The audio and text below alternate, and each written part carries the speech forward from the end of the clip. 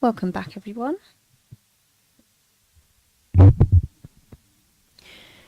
We're back.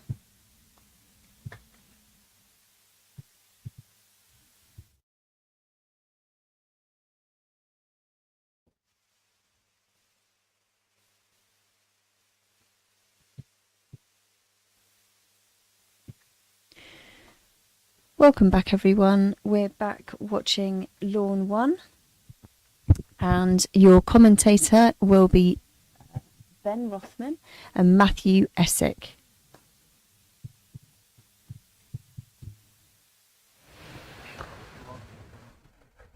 Welcome. Thank you very much for having me. It's great to be here at the Sussex County Croquet Club. A cloudy day, not too windy right now. We've got 3-all here in game 1 between Hesham from Canada and Toby here from England. I believe Toby is ranked in the top 10 in the world now.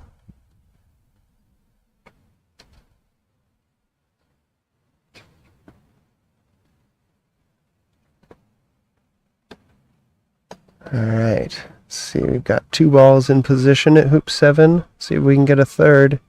Sneaks right in there. At the moment, doesn't look like anybody's blocked on anything, except maybe Hesham's black ball blocked on the hoop shot. I don't think he would go for it from there normally.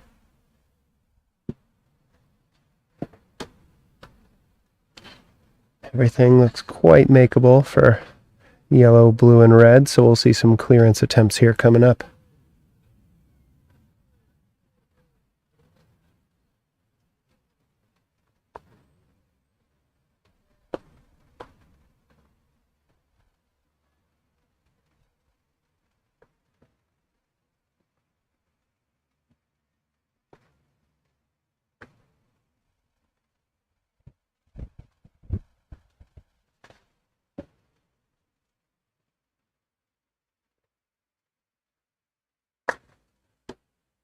Ooh, Hesham went for the clearance on the closer red ball. Now Toby has 2 balls in position. We'll see if he goes for the slightly angled hoop shot or just clears away blue and ensures total control of the hoop. 2 very distinct styles, with Hesham with the golf grip, classic Egyptian big swing on a short mallet. Toby, alternatively, with a Solomon grip, standing upright with a very tall mallet, nearly 40 inches. And he's cleared blue away, but he didn't stop. Looks like he's very confident, so he scattered off of blue down towards hoop 8.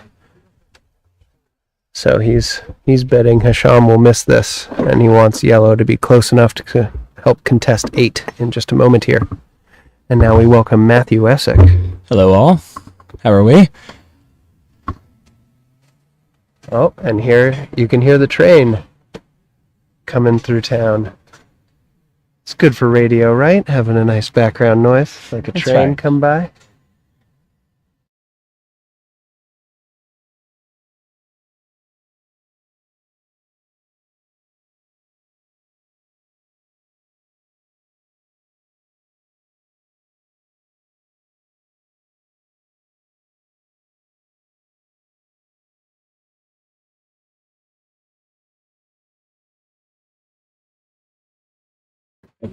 Great shot by Hesham there, ruining Toby's plans. How would you feel if you had progressed down with yellow and then you got cleared from the far boundary? It's definitely a reset. Not the end of the world, but back to square one. Right. Back to square one from corner 2 here for Toby.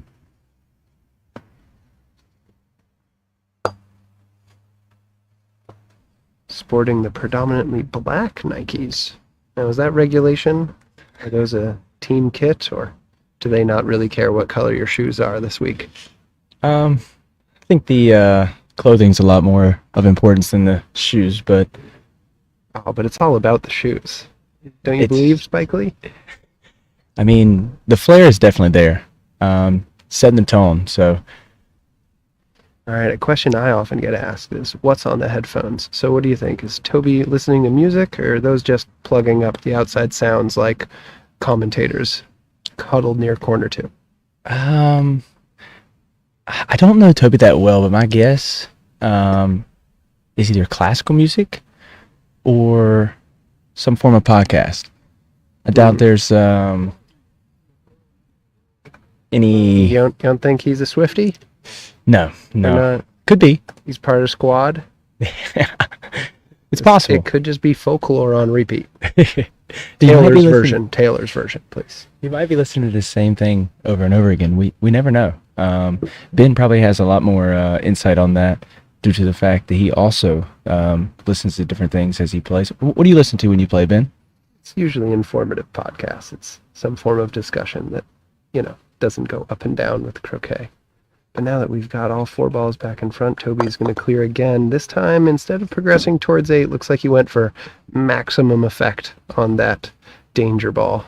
So that black is going to have to play, instead of from just the east boundary, all the way from corner 4. See if Hesham can make lightning strike twice here at hoop 7. Now, have you met Hesham before? Because I only just met him this tournament. Seems like a very friendly chap. Near the Toronto area is where he hails. Have you met him before at tournaments? So I just met him a couple of months ago at the Golf Croquet Nationals, the United States Golf Croquet Nationals in Western North Carolina. And great guy, and a very good player as well. All right, let's see if this big swooping Egyptian style pays off. Another, 100-footer here? Seems about right. Oh, big shot. Way off. Looks like a missed strike. Possible. Just the big swings are going to have a timing component, and I think his timing was a little bit off there. Maybe a little wristy, maybe a little body movement. He's got to figure it out if he wants to compete here. Is Toby, I believe, is top 10 in the world. Do you know, is Hesham, where is his rank fall? Are you aware? I'm actually not. Toby, you're absolutely right. Toby is actually number 10 in the world, and Hesham, I'm unsure of his ranking off the top of my head. Right. Toby, and looks like he's taken on the hoop.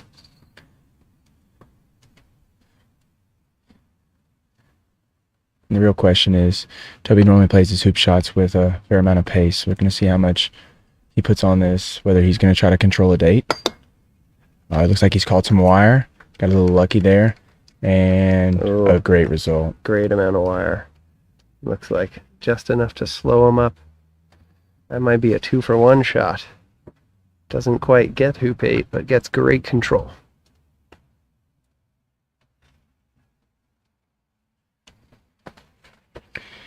So Toby takes a 4-3 lead with a great position ball at 8. And I assume we're going to see Hesham take a shot at this. I'm going to go check and see if black has any view of yellow there. That will very much impact whether blue goes for the clear now.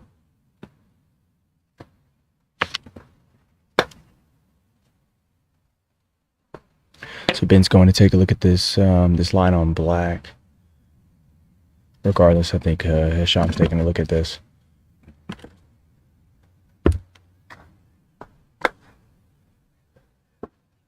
Both blue and black had clear shots at yellow and the hoop. It's about 8 inches between the two.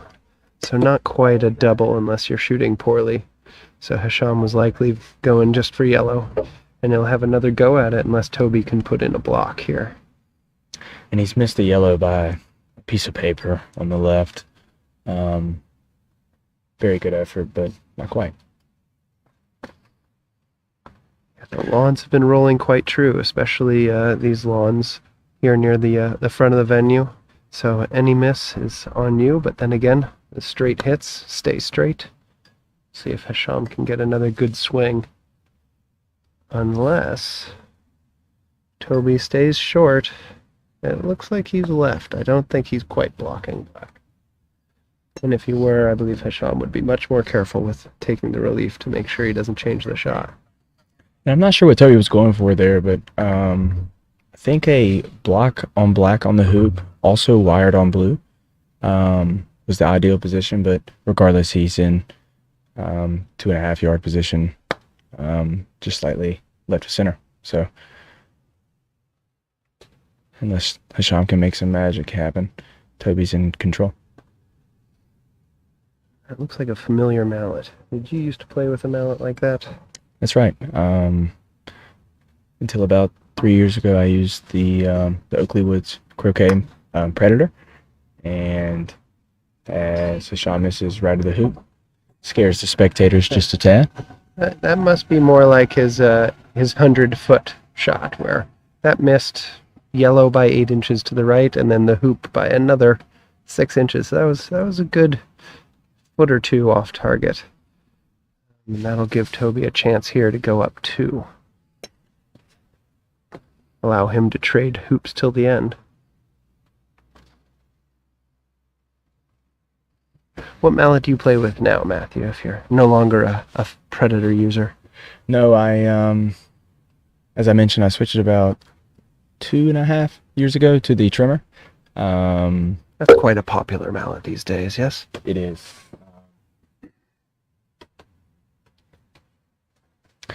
One of the things that I really was looking for was a little bit more consistency with jumps, jump shots in GC, and I wanted to keep the wider head, but switch to something with a little bit more bounce in the face, and the trimmer's done that for me. So not just following the trend then?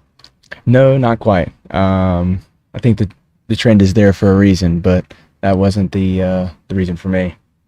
Dave Trimmer mallet, and he's out of England as well, yes? That's right. How about yourself, Ben? I'm still playing with a Morford mallet. I've had it for at least 12, 13 years now, so it's got some good history on it, and it's a very durable mallet, solid wood, with brass end faces and a couple of holes in the mallet head to give it some end weighting. Take off the weight from the center, and then we can put that in the ends, the brass. So what's Toby looking at here? I think he wanted to see whether blue had a clean look at the hoop, and that's going to make his decision whether he goes for the clear or plays a little bit more conservative for position. He did a good job hiding there with red, so he doesn't worry too much about blue clearing red very far. So if blue was in fact blocked, that might have saved Toby having to hit a 14-yarder. And it looks like he's going with the conservative decision of position, but just slightly long of his intended distance. And we're going to see Hesham either cuddle with this red ball or decide to maybe go quarter ball on the left to try to make his clear a little bit longer. Now explain the cuddle shot. So he has decided to go with the cuddle, ideally a little bit closer to red, but the cuddle is basically putting red in a position where it's stymied due to the blue ball being so close, and unable to really have a go on black. So at this point, it looks like he could jump blue, or maybe hit blue at black if they're pretty well lined up. But with a closer stymie, he probably wouldn't be able to play towards black at all, right? Correct. That would have been the ideal for Hesham. That's right. And looks like Toby is going to check the hoop, so I don't know if he has a straight line to it or if he's going to have to play a jump, but he's quite a prolific jumper. I've seen the highlight from, is it the Worlds in New Zealand? Is that 2017 or so? yeah, that's right. He jumped over the peg and made hoop 12. It's quite a good video. Check it out after our live stream here, of course. That's right. Pull it up on your phone while you watch on the computer.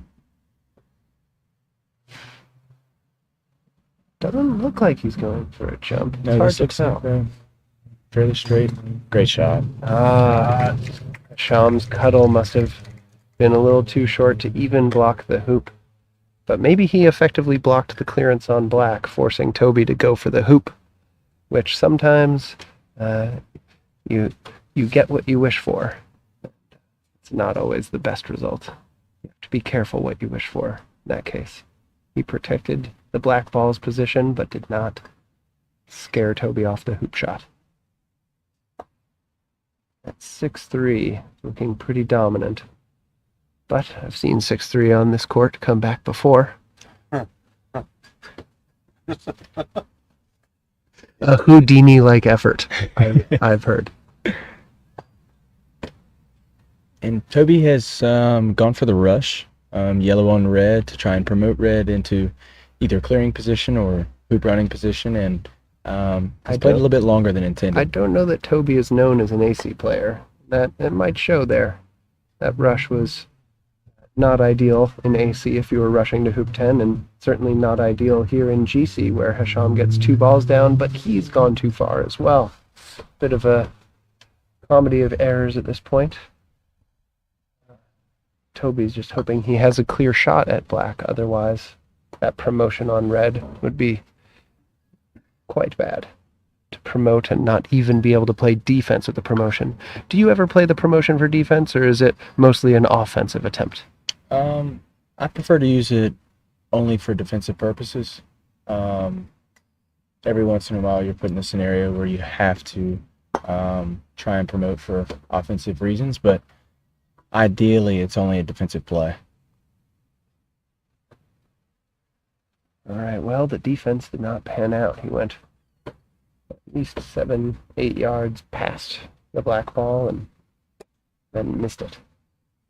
So Hesham has total control here. Toby's closest ball 50 feet away from the hoop. We'll see if he goes for the score or tries to play nice tight position. I like to play at the hoop here just due to the fact that down 6-3, Toby's balls are not in an advantageous position for hoop 11, making it very difficult for him to set up tight to the hoop.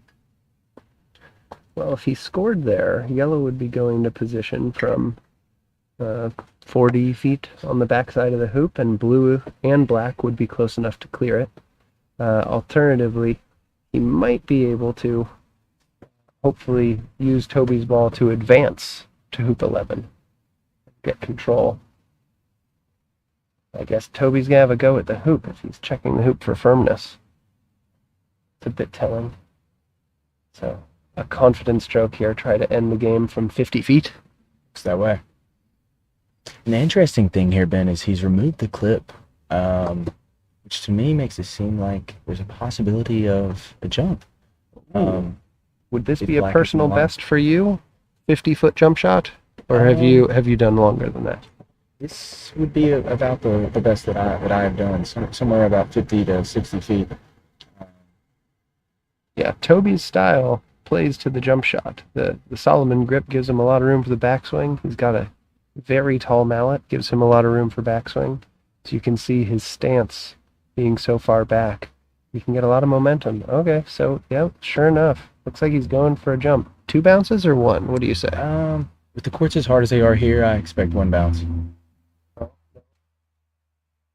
It's been delayed by a 2-time world champion walking past his line of sight. That might be the kind of thing you can get away with if your name's on the trophy. I'll check.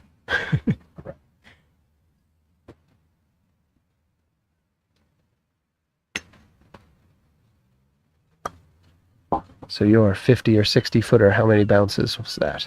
It's 2 bounces. Lawns weren't quite as firm as these are this week. But regardless, it's going to be an impressive shot if it works out in his favor. Ooh, almost 3 bounces by the time it got to the hoop. Don't know if that would have gotten over black had it been online. The accidental clear wouldn't have been so bad either, but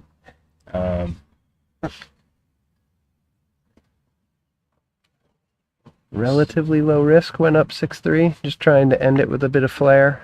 Of course, this is only game 1. Don't want Hesham to get too comfortable here leading into the rest of the match. Let's see. Is he blocking red's hoop shot or red's shot on black, or hopefully both?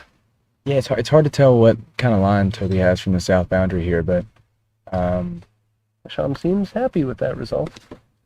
it looks as though he's blocked the hoop, and Alternatively, he might be wired on yellow as well, which is ideal in this case. As you can see, Toby taking great care with the relief, which lets you know there's probably something in the way to make sure that he doesn't change the shot while allowing himself some room for a backswing. Again, that big Solomon style means the fence comes into play quite often. All that room for a backswing means you need to move the fences and move the ball stops.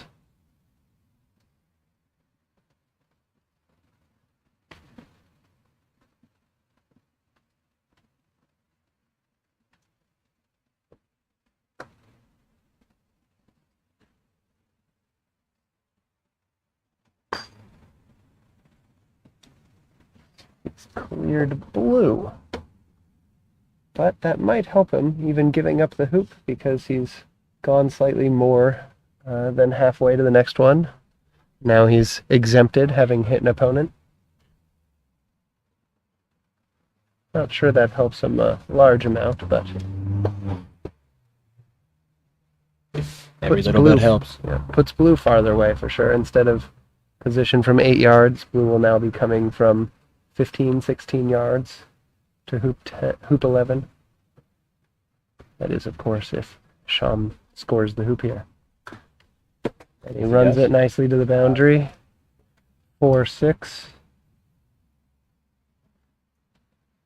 It's important to get out of bounds there. Otherwise, red could have knocked him back farther and possibly controlled his attempt at clearing yellow. We're going to assume here that yellow gets to play into position, and had black still been left on the lawn with a gentle hoop shot, red might have been able to knock it farther away. Very unique scenario with awful balls here on the north boundary. Toby being conservative, it looks like. It's about 4 or 5 feet. Make sure he's in front. And now we'll see if red, having knocked blue away, pays off for Toby.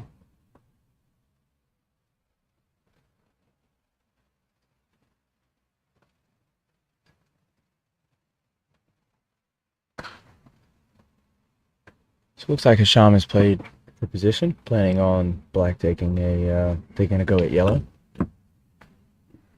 The alternative option for Toby here is to once again cuddle with black. The only issue with that is if he doesn't get it, he hasn't progressed himself to position at all. So instead he's opted for the block in lawn while also taking position. And it looks like he's got it actually. We're going to see if Hesham checks the hoop. If so, I think he'll be having a run at the hoop. Yeah, the blue ball has gone a little past ideal running position. Might offer a backdrop, a backboard for the black ball. So Hesham has called Richard on to give the hoop a couple of taps and have a run at it.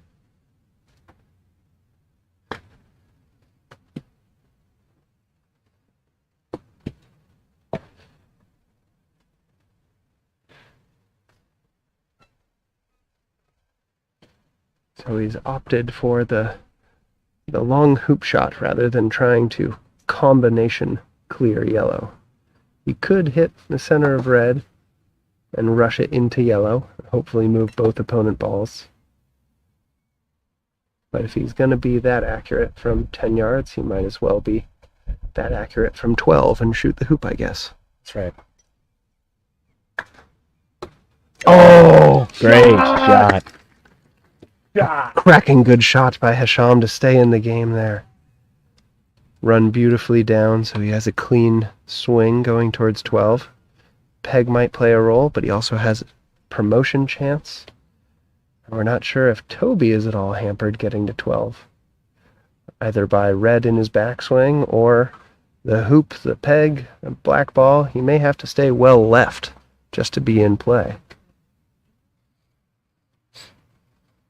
It seems as though Toby playing very aggressive the last couple hoops, or very aggressively at hoop 10, has given Hesham time to find form.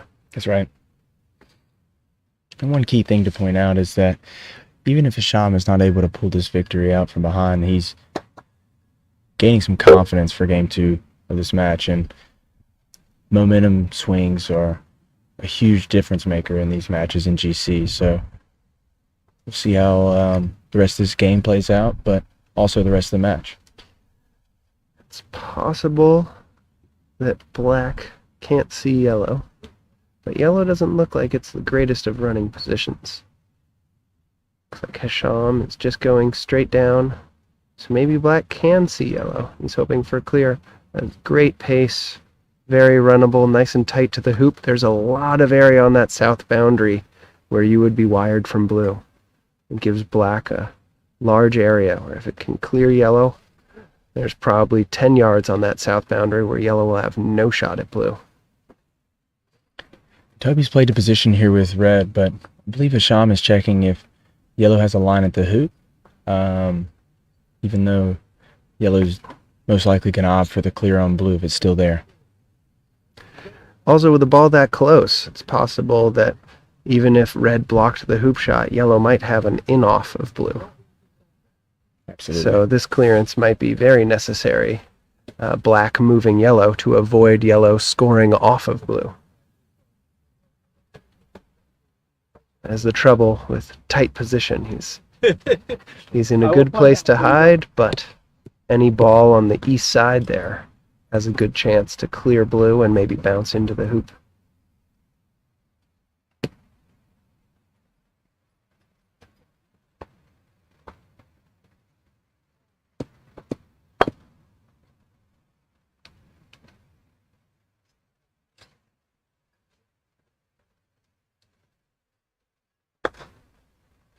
Oh, hopping the whole way. That might have gone right over the side of yellow. It's an unfortunate result of after a good couple of shots there, he's left Toby a chance to win it.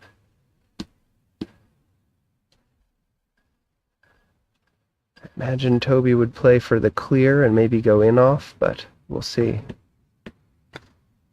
Ooh, very nearly. Great effort.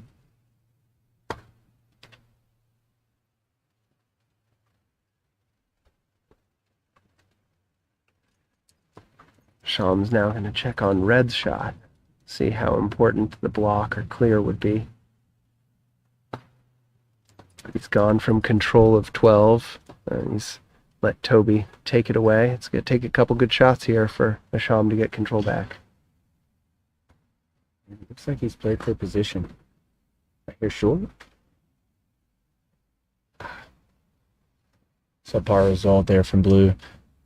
Anything in front of the hoop puts pressure on red, but now this is a free attempt. Looks as though red has a hoop shot. If red didn't have a hoop shot, I might see Hesham go for a wire from yellow, give time for black to get back in play, but the fact that red had a makeable hoop shot, that was an error. But that blue looks a lot better now. Certainly. Now he has to check to see if he hid from yellow. Have a bit of a reset with 3 balls close in there. Who would you say has the advantage now at 12? I think a lot of it depends on the position here of black. The one mistake you don't want to make is putting yourself in position too close to yellow, allowing for a stun shot or a stop shot to knock black away, but also keep yellow in position and reasonable distance from the hoop. I'm guessing he also has to worry a little bit about blue maybe being hampered from certain positions, because yellow could go to a position that's possible red is so close to blue that blue will be wired or stymied from hitting a lot of balls in position. So if yellow might be able to get that ideal spot where it's blocking black from the hoop, it's straight in front, and blue cannot clear yellow. So we'll see what Toby can find, that magic spot that accomplishes all those goals. And if he can't find that spot, he's going to opt for the clear on black, and I think that's what he's decided here. Did Hesham make the error, go too close for a stop shot? It's a pretty good stop shot. Yeah. I think an extra yard or so on black there would have made a considerable difference on the result of where yellow ended up.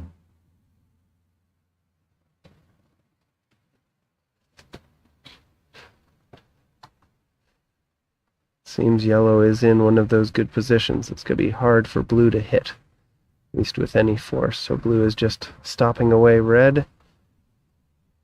And I guess he's either trusting that Toby will miss the hoop or trusting in black to make a blocker clear. Stopping away red when red wasn't in position seems to be a bit of a wash. Yeah, I'm not a big fan of that play.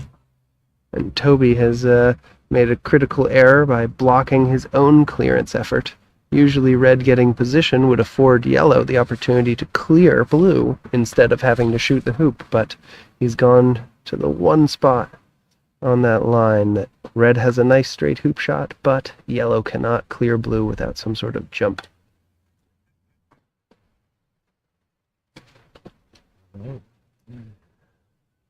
If Toby were to fail this, that would leave blue the same stop shot effort, or possibly a closer one, that Toby just had.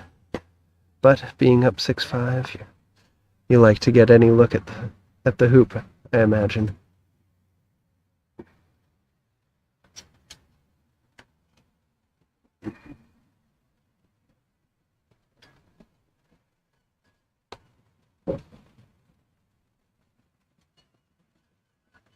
Four yards, 30-degree angle. Bang off the near stanchion and 7 yards east. He's still close enough to defend, but that's a unfortunate result. Yeah, and a lot of this is going to depend on this stop shot for blue. If blue can hit a nice center ball clearing and stay in position, black's going to have an option of blocking yellow, clearing yellow. Possibly even the cuddle shot with yellow cuddle. That close. That's right. Now, being down 5-6, Hesham might opt to clear yellow, and if he can hit the left half of yellow, black might progress down towards hoop 13, but that stop shot just will not help. All those plans we've made have gone to waste. And Hesham will have a bit of a reset here. So we'll see where Toby puts red. I think anywhere that it's runnable, black's going to take a run at it. So due to that, Toby's played to the west side of the hoop, forcing Hesham, if he does clear, to pull himself away from the hoop. Oh, Hesham might be going for this angled hoop shot, based on him calling the referee on to firm up the hoop. Now, what were the difference between those two stop shots? Not only did Toby hit it a bit more central, but I think Hesham had a bit of follow-through on that. So he had more spin, and he was off-center. I think a key thing to note about these lawns is that a lot of the shots, especially the ones that seem to be hit a little bit harder, aren't quite hitting center ball as far as north and south. Sometimes they have a little hop before they get to the other ball, causing not direct contact, and you get a little bit more rollout of your striker ball. I don't know if that was the case with blue. I think it was just an off-center hit, but you're going to see a lot of that this week. He's going for a big angle. Well, then blue's position would be advantageous to be down near 13. This would be a big shot, giving Hesham not only the tie at 6, but a chance to defend hoop 13. That's right. Ooh. Can see from his reaction he really wanted that.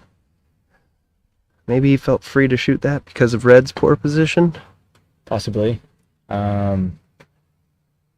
Red has at least a 45-degree angle, I believe. The only issue is with yellow. I think yellow is looking for a little bit of placement than that. Yeah, too far with red, too short with yellow. Looks like Toby is playing the Goldilocks game. A little hard, a little short. We'll see if he can get it just right by hoop 13. Thank you. Sham's got to study this scenario because it's a big wager betting on a player like Toby being unable to make a hoop shot like that. It's got to be low odds, but you don't know how low. I think you have to take a run at red here.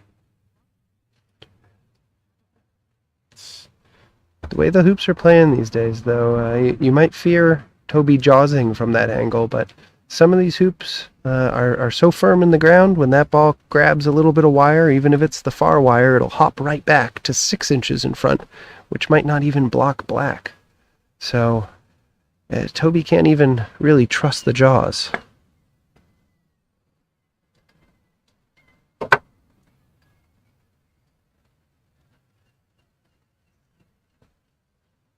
Can't tell what Hesham's aiming for. What do you think? It looks like the hoop just based on our angle here, but possibly just position. I don't think he's taking a run at the hoop. It just doesn't seem sensible. Well, it worked at hoop 11. He's Yes. going for it at 12, and he's nailed it! Yes! Sensible or not, great hoop shooting by Hesham. That's 2 in a row from long distance. That'll put us at hoop 13, the tie-breaking hoop to see who takes game 1. And you can see that momentum swing that you were talking about, Matthew. It seems to be all Hesham here. That's right. And it doesn't matter how sensible a decision you make, execution always wins.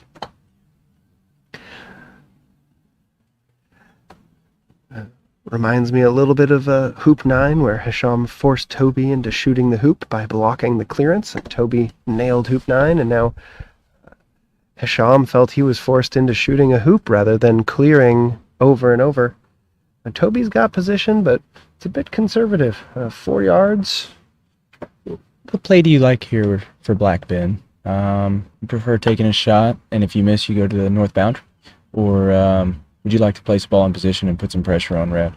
Well, putting a ball in position, even if you block red's hoop shot, the problem is yellow could come down, and red will have a chance to clear black, clear to the south boundary.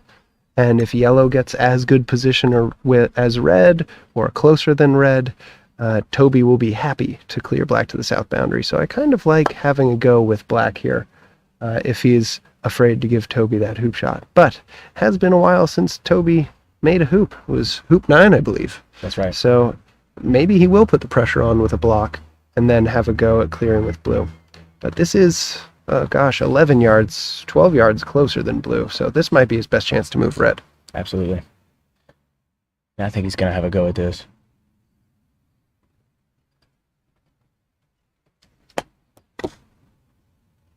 Ooh. Just slightly Another off on the left. paper thin margin there. So now the question is, does blue lag in to put pressure, or is blue going to have another big whack at the clearance? Of course, Toby trying to avoid what's happened a few times here since we joined, just trying to lag the second ball in. Sometimes you end up in the position blocking your partner. And we'll see if Toby unintentionally does that here. I have seen some, my opponent Mo Karem on this court in this scenario, he just went off the north boundary on purpose to avoid blocking red. We might have somebody go check to see if red has a hoop shot. Toby looks a little disappointed, but he might just be biding his time waiting to see what happens with blue. And if red is blocked by yellow, it does give Hesham a pretty free opportunity to... Okay, it looks like red has been auto-blocked. As Chris Patmore used to call it, when you just throw the second ball in there without paying much attention, you end up with the automatic block of your partner, which is, of course, unfortunate, because unless Toby successfully jumps yellow with red, black will have a clearance effort on that yellow ball. Might give Hesham extra life here. We'll see if he lags in or has a go at denying the jump shot. No, it must be blocked. He must like it. It's just lagging in. See if he can put some pressure. That's pretty deep. So Toby has a couple options here. What do you think he's going to go with, Matthew? What's plan A? So, we've had a couple of different opportunities for cuddle shots in this game. That's one of the options he has, cuddle up to black on the north boundary.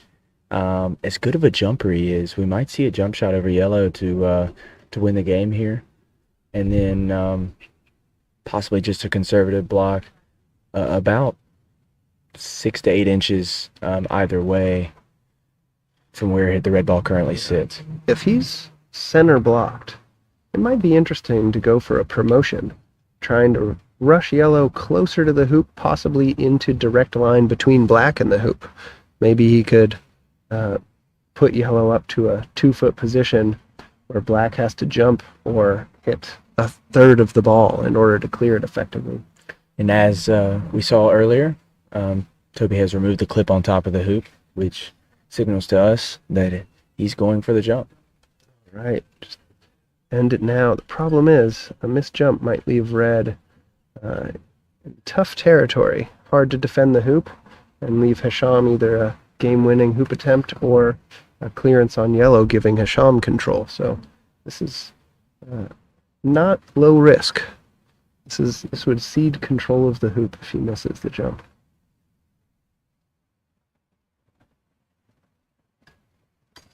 Great shot. Toby takes match 1, 7-6. Great jump shot to finish that one off, and we will be headed to game 2 after a short intermission.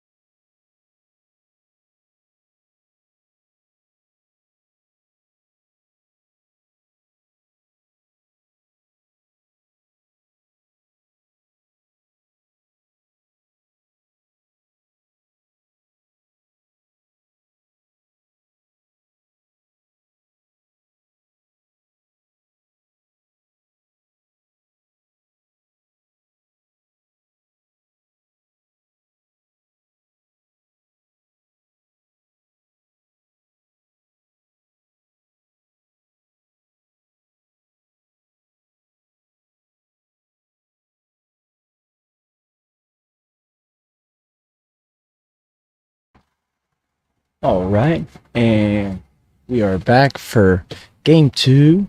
Hesham has started out with a ball just short of the center line. He's going to take a look to see if it's runnable, and going to place black accordingly.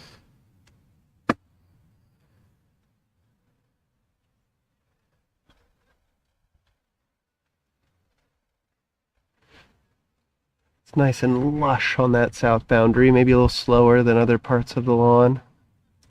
All in all, very consistent speed, allowing these players to go for blocks from long distances. So he's adjusted. A little short with blue, a little long with black. Now Hesham's playing the Goldilocks game. And one thing to point out to the viewers at home is that a lot of these courts are very different. Some courts are very consistent in pace all the way through, and other courts have certain areas that are much faster than the rest of the lawn. This court seems to be fairly consistent, but other lawns at the venue here in Southwick are not quite that consistent. Just take some adjustment, especially moving lawns from match to match.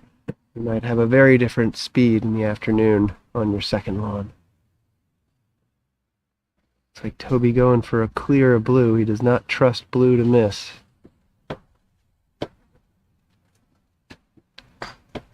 And after Hesham's hoop 11 and 12, why would he? That's right.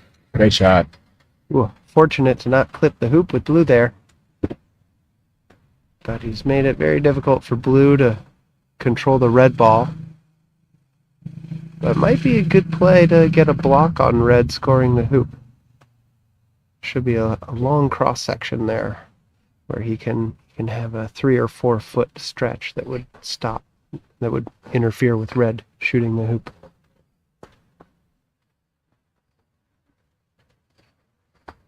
And even if he doesn't get the block, just to put it somewhere in front. Ooh, unfortunate. Hit the hoop instead of scooting by the stanchion, so he's straight in front, but he's left Toby a chance to steal hoop 1. Sometimes, like tennis, you expect the person who's first to the hoop to kind of be on serve and take control.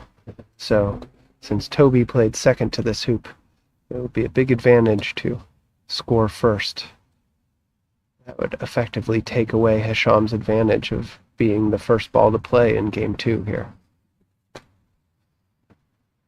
We're going to see a pretty fast pace on this shot, not only trying to score, but get some distance down to hoop 2, but more importantly, just a smooth stroke to run the hoop. Oh, almost exactly where you'd want to hit it.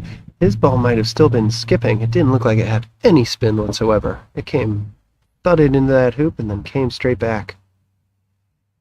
Great accuracy, but disappointing result. These hoops are firm, even on day 4. If Toby can't bully his way through, who can? That's right. It looks like Hesham is setting up for the block on yellow here. The main key is having enough distance between black and blue so it's not easy to get a double clearance.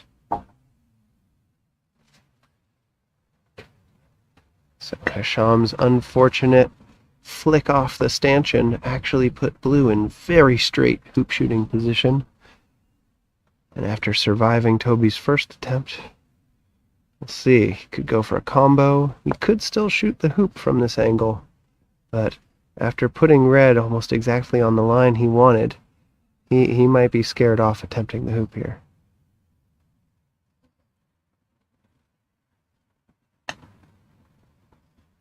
Do you think Toby has a jump clear in him? Would he go for a bouncing jump clearance on blue? Based on what we've seen from Toby's jumps so far, I definitely think he's capable, but how high he's holding the mallet shows me that he's going for a combo. Oh, great shot. Black must have failed the block there and given a narrow piece of blue that Toby is taken nearly to the north boundary. Unfortunate for Toby to also clear red in the process, but I'm sure he'll take it over leaving blue that 1 yard straight on hoop shot to gain control of 1 and 2. absolutely. Now Hesham's still in control because of that unfortunate carom. But Toby's close enough, it looks like, to defend with red. Yellow might have trouble getting past hoop 5. A carefully placed blue or black might be blocked from clearance by that yellow ball. Blue's got to go. Unfortunate. Unacceptable. Anything long is just fine. Short is subpar. That's almost, a mirror image of playing to hoop 13. That's a shot that might come up later from the south boundary going to 13, but here from the north boundary going to 1. Similar geography on the court. And yes, he's made the cardinal sin of coming up short. And Toby clears to the boundary, giving a total reset of the hoop.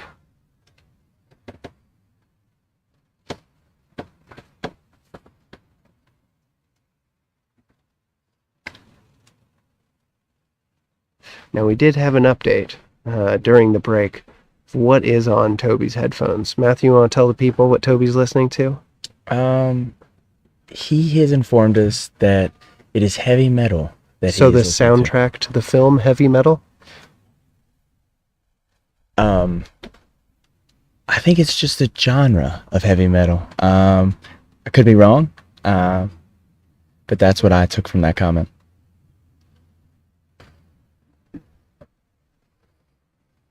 So I guess it manages to have a calming effect on Toby. He looks cool as a cucumber out there. Who knows? It could be, death metal, black metal. Could be some of that Scandinavian, Norwegian death metal. We don't quite know, but probably not the Taylor Swift we opined earlier. If there's anything we can take away, my guess of classical music is pretty far-fetched. Well, some people do think heavy metal is math rock. It's very fast and hard classical music. So heavy metal is quite a technical genre. It's not quite punk where you just make loud noise. They're doing a lot of hard work, and it's quite technical. So classical music might not be as far off as my Taylor Swift guess was. But now we'll see if Toby can regain control with a 7-yard clearance here. This is the classic shot from a boundary to a ball 7 yards away. Try to take control of the hoop. Oh, he's gone gentle and nearly center ball. That great hit. And leaves him with 2 balls in front of the hoop, albeit at distance and with an angle. Leaves Hesham now coming from the side. So while Toby didn't win the hoop with his long-angled hoop shot before, he has now wrested control from Hesham. And he might get another go at it here. Doesn't look like he's going for position on this shot. No.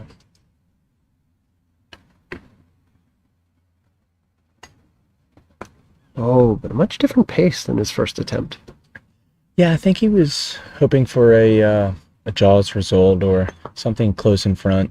Obviously, ideal is running the hoop, but I think that was not his traditional traditional the pace. Jaws with Hesham's position. Have we seen jumps from Hesham yet?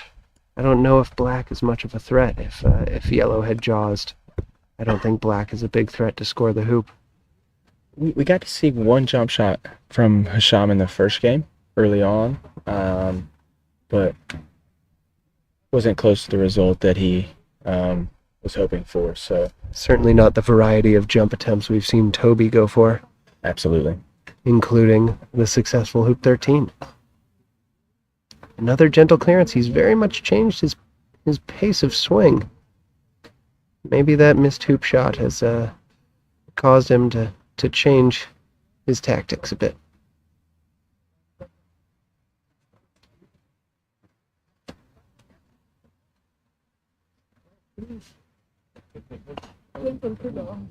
He's going for the half ball clearance on black.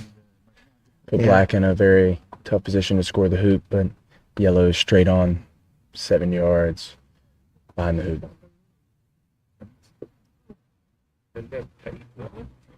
Doesn't look like Hesham can hide from red. Red is behind the hoop, but so far angled that if blue hit, he would be out of position. Don't know if blue blocked yellow, but it's probably not going to matter with Toby only 3 yards away. Another good half ball from Toby, but it looks like he was hoping for a center ball. He was hoping to stick around in the center of the hoop.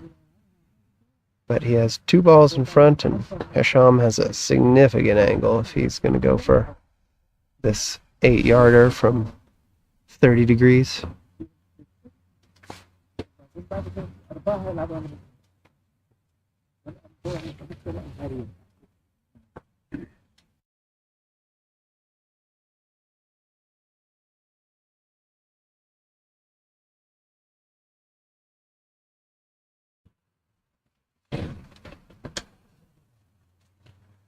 Hesham has opted for nice tight position. Not sure if he's blocking yellow, but most likely blocking red. It's going to put some pressure on Toby. That's why Toby wanted to stop shot with red, so that he could protect against such a tight position. Let's see, it looks like he's testing out his normal grip, so this might just be a half ball clearance. Hesham might not be blocking yellow's shot perfectly, so yellow has a clearance attempt, whereas red would have to probably jump or fear putting black through. Is there anything worse than putting your opponent through on a clearance attempt? Putting him through all the way down to the next hoop is the only thing that I can think of, but doesn't get much worse than that.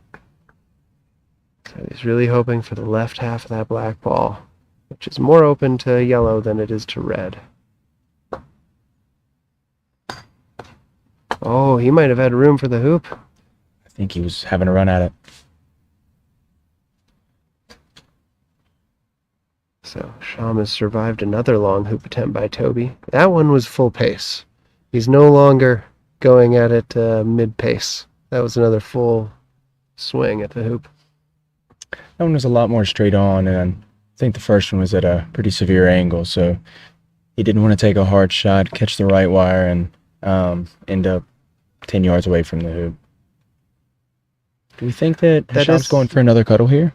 It might be. No, he's going to clear to the boundary, gets both balls out.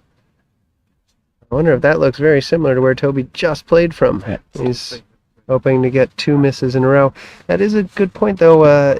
Toby's angled 4-yarder from the corner, if he hits both stanchions, bounces all the way to the east, whereas his 4 or 5-yarder that was from near where Hesham is standing, had that one hit both stanchions, it just bounces out of bounds on the west boundary 7 yards away. So he went hard when the failure was unlikely to go across the lawn to the east, and he went gentle when a failure would have left him 20 yards away on the east.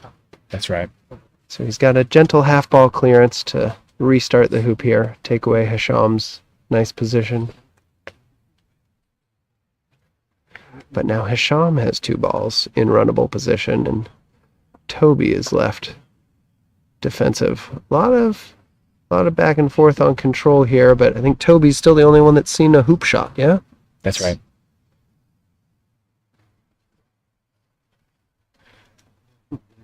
So he wrested control early, and he has not allowed Hesham a shot. Ooh, he fails the block on black. This might allow Hesham a classic clearance to protect his partner. Black has a hoop shot, yellow failed to block. Blue has a hoop shot, or blue could clear red if he's confident with the 10-yarder. I think this is either a hoop shot here or a close position to block red on black. We're going to see. Based on the cast, it looks like a hoop shot. Unlikely to clear yellow, you think? Yellow's close enough to run, but black probably won't end up far away on the next shot. Yeah, even with a half ball on black, black's still going to have somewhere around a, 7 to 9 yarder. So Looks like that's what Hesham is looking at. If red clears black, where black's next shot would be from. Yeah, it looks like he's changed his mind. This looks like a positional shot. So he was checking out red's line on black, so now he's trying to put on a block to protect his partner. Ooh, just short. But he's got position at the hoop.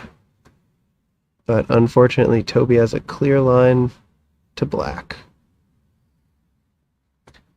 How greedy do you get here, Ben?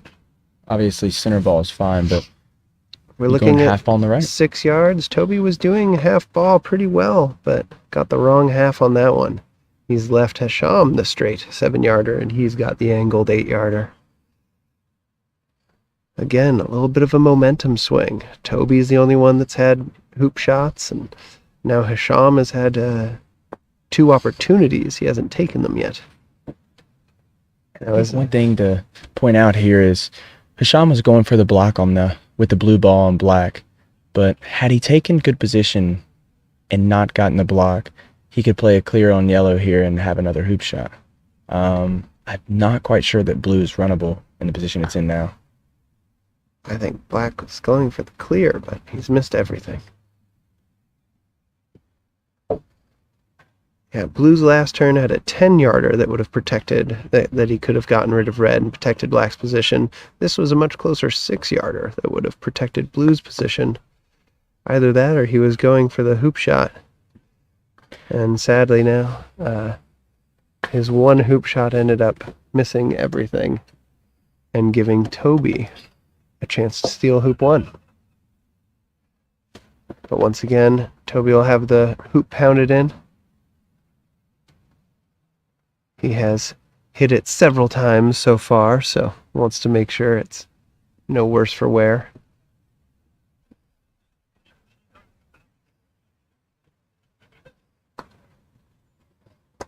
I think we're going to see Toby's traditional pace here. Not only because he wants to get to, but due to the angle he's at, knows he's going to catch a fair amount of wire. At this distance, I don't think he's worried about failing across the hoop. No, not at all. And that's a great shot. So now, despite Hesham being first to play to hoop 1, Toby has now stolen hoop 1 and got that ball all the way down to hoop 2. So Toby might get a quick 2-0 lead if he plays it right.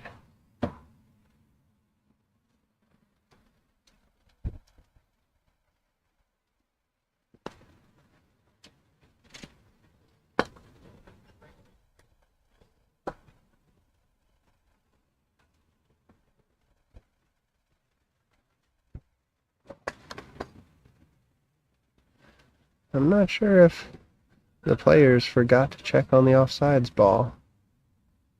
No, Hesham was just waiting. He was already given direction to go to the eastern penalty spot. Or the penalty area now, that it's a yard in radius. That's right. A new wrinkle of the new rules. It's no longer one spot. You have a yard from the penalty spot. Anywhere within a yard of that penalty spot. Does look like yellow still has a clearance on blue, despite red getting close to that auto block position. So I assume Hesham would enjoy putting the ball straight in front. That also blocks one of Toby's shots. Oh, a little promotion. Sadly, I think that only makes it easier for Toby to clear blue. I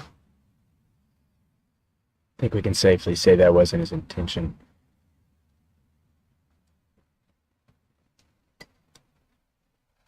It's a nice clearance on blue. An opportunity for an in-off. He's just made sure to get blue a long distance away. Leaving blue a 21-yarder.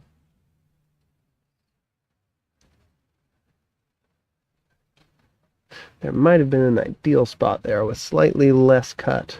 It could have put blue on the north boundary with no shot at red whatsoever.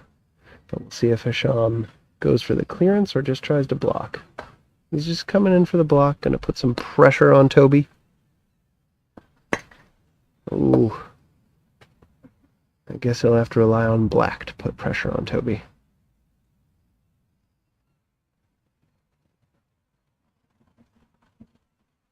Pass the vibe check. Think so.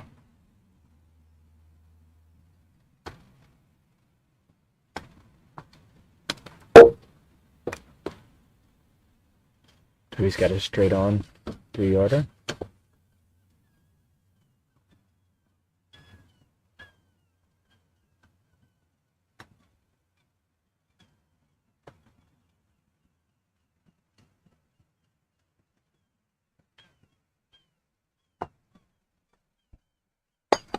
Great shot. Good clean hoop shot for a 2-0 lead. And that yellow ball, while not halfway, it's relatively close, only 30 feet away from defending position at hoop 3.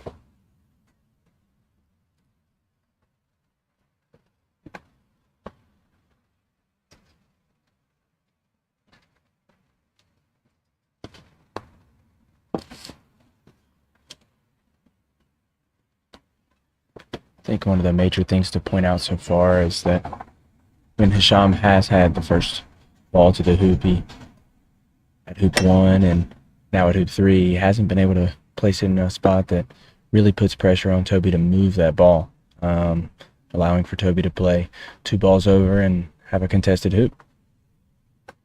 Yeah, it's a sort of an unsung skill of some of the harder hitting players is just how often they get position on those touch shots.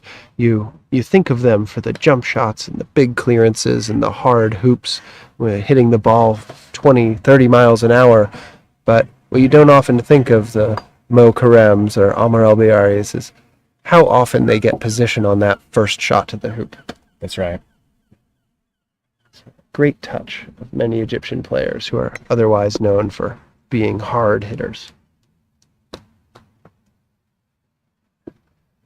And he's still in that Goldilocks game. 1 short, 1 long. Looks like he's going to have a go at the jaws. Looks that way. Oh, not even. Just a nice tight position, hoping to block. Although Toby does have recent success jumping at this hoop. Looks like he's opted for the clearance on blue, so I believe we'll see a half ball on the left, trying to take position with yellow on the east boundary. Great shot. And with both red and yellow in position, he's able to wait and opt for the shorter jump shot. Obviously a bigger target when you're playing from shorter, and the jump is a little bit easier. So he's cut blue down. Don't know if blue can even see red to change the jump shot. But Toby sticks around there, only 7 yards away, in case everything resets.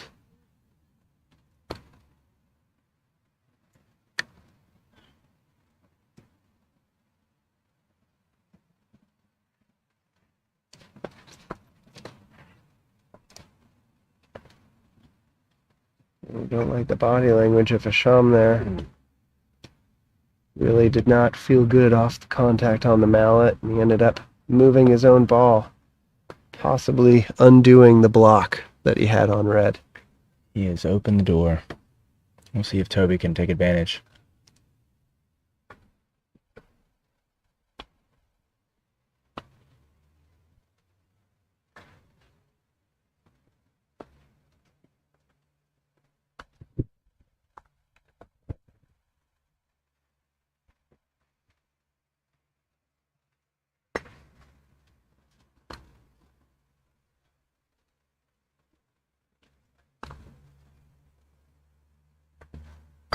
Great shot.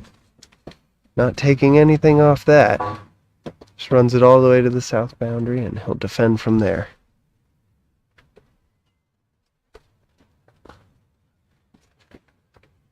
This is a fairly traditional Egyptian style of play, correct? Running the odd-numbered hoops to the boundary past the even hoop that's next, planning on a clearance back down to the long side of the court. Does open up a lot of area for when you clear an opponent. It does also allow a good touch player some wiring spots, though. But it's hard to make 2 hoops in one shot if you don't hit it hard enough, so there's that. That's right. As they say in golf, never leave a birdie putt short.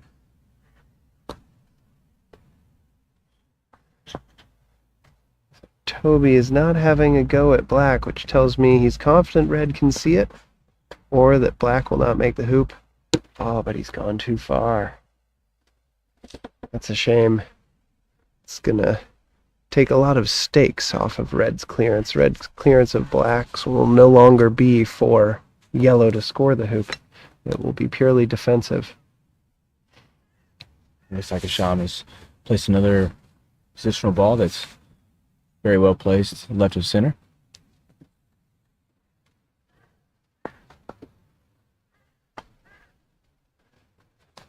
Wondering if we can see from our cameraman's work if Toby's blocked on anything or if he has free choice of black or blue. So based on where the camera is now, we can see that he can't see blue, but he has a clear line on black, which is all that he needs to hit, because yellow can take out blue if he executes the clearing on black. He's opted for a Medium pace. moderate pace to keep red much closer. Yeah, he hit the right half, which put red on the boundary, but had he hit the same had he hit the left half at his normal pace, he might have been up near us in corner 2. So, I think that's a really good shot. It's hard to tell from our angle, but I think yellow is blocked on blue. Maybe you can see the right-hand side.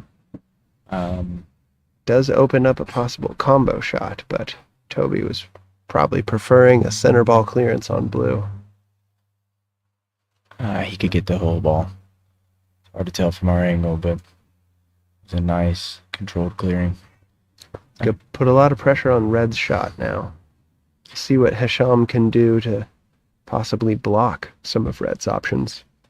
Now, Ben, do you favor a block on red here or a nice center ball clearing on yellow to try and maintain control of the hoop?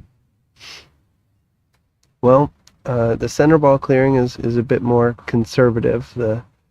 You might try to stop shot, clear, and hope to get the block by keeping your ball nearby. Looks like he's gone just for the block. The third and aggressive option, possibly against someone you think might miss that 10-yarder, would be to half ball yellow, possibly progress to 5, especially down 3-0. Hesham's going to have to look for some aggressive options if he's going to catch up. Absolutely. From what we saw in the first game, Hesham seems to play his best croquet when his back's against the wall. Well, wall's getting close, Hesham.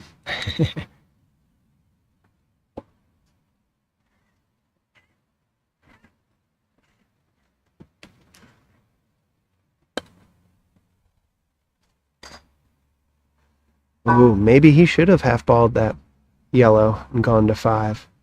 He's caught Toby with a rare miss, possibly even going off sides with red. And Hesham is left with a nice, controllable 2-foot hoop shot.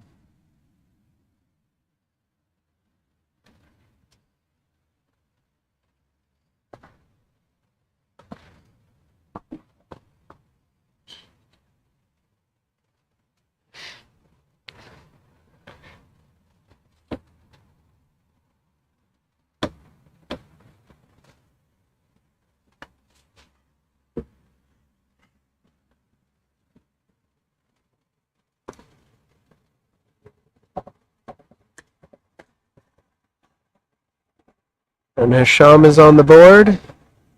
1-3. Gets to have red offside. The jaws there might have afforded him some aggressive options where he could have promoted black through with blue, and then red as the offsides ball would be the first ball to play to the new hoop. But of course, red being on the south boundary, the jaws is always risky. Absolutely.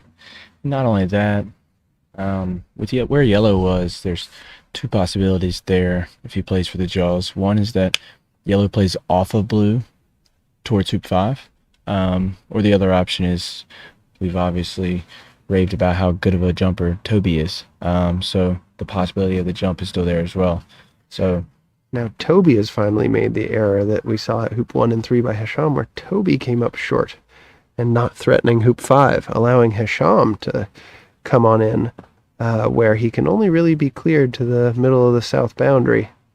This might be a contentious hoop 5 without Hesham needing a clearance. that's right. See if he adjusts. Having missed position from 25 feet, he nails position from 40 feet. These players are able to adjust quite quickly. Looks to be just not blocking blue. But that'll certainly put pressure on blue. If blue were to shoot the hoop here. Yeah, I assume we're gonna see a attempt by black to either block red, nice and close to the hoop, or just get in the way. And he doesn't seem to have predicted that result. He may have blocked blue's hoop shot. He might be cuddling up to red, but that might swing things in Toby's favor. it's like Toby's opting for close position here. Yeah, blue must be really blocked on clearing red or making the hoop for Toby to be playing for position. This is, you don't normally see, 5 shots near the hoop without anybody attempting a hoop or a clearance at this level. That's right. Everything must be blocked. Very few options. And Toby likes his chances with black and red blocking blue. Oh, Hesham checking the hoop. Past the vibe check. He might be going for a jump. Well, we've been waiting for this. We've seen enough of Toby's jump shot so far, and Hesham's getting his chance to pull one out.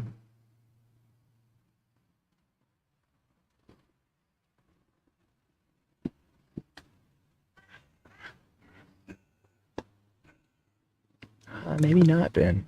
It looks pretty flat. It's hard to tell. A lot of the Egyptian players, they'll just bring their hands forward on the final swing. But you see there, Hesham stepped forward. So I think it's clear now he's going for a jump. And there's no ball in the hoop, so it's low risk of putting the opponent through.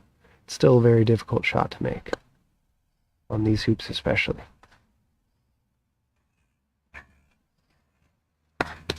Great effort. With the firm courts, you're seeing a lot of players jump too high. Some players have jumped over the hoop entirely. And that one, I believe, got a lot of crossbar. It did. It's pretty center on, just a little bit too high. Vibe check 2.0. Maybe a little leaning on it. Get it firm. Yeah, I think black cozied up to red, but not enough to stymie him. Which is why Toby was happy to leave black and red there and just lag yellow in. Not only is black not close enough to really stymie red's hoop shot, but great shot by Toby. But the question is what kind of line is black going to have to hoop 6? So now in game 1, after hoop 5, Toby hit the peg with both balls. And now in scoring hoop 5, he's hit the peg. We'll see if yellow can go for 4 in a row.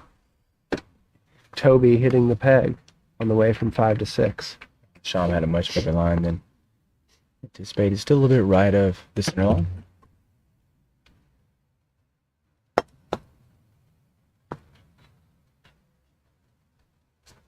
It looks like Toby's just going to play into position here. Black is not blocking red's hoop shot, so it's actually a bit of a double where if Toby were to miss black on the left, he would go right towards the hoop. Oh, but another failure on the lag. Right, he's gone too far, so red is no longer clearing to preserve yellow's hoop shot. As yellow does not have a way of making the hoop. And Toby goes 3 out of 4 on hitting the peg, way down to 6. 75% isn't bad, Ben. There's always, hoop 11 to 12 or possibly game 3. We'll see. That's right. Now again, Toby's got a double target here. He could miss black and get the hoop. He could just choose to go for the hoop, but based on his angled attempts plural at hoop 1, he might just clear black and try to retain control.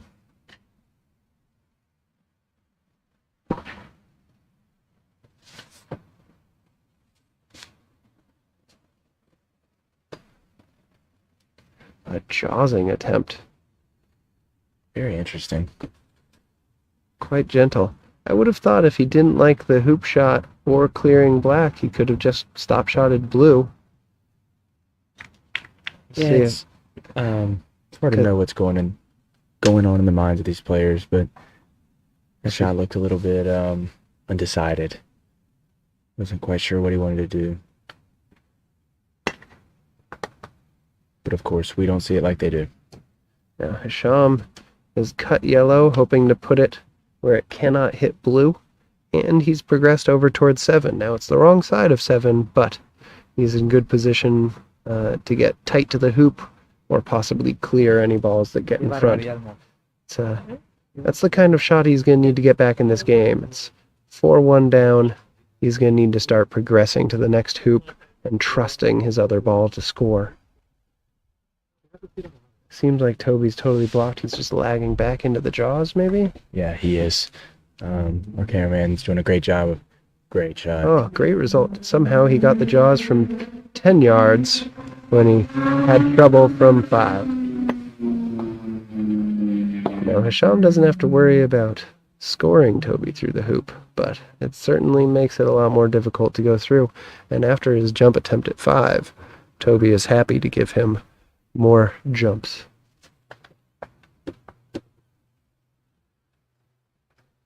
This one does look closer, though. This one looks about 2.5 yards. I think his other one was a longer jump, but the ball again wasn't in the hoop.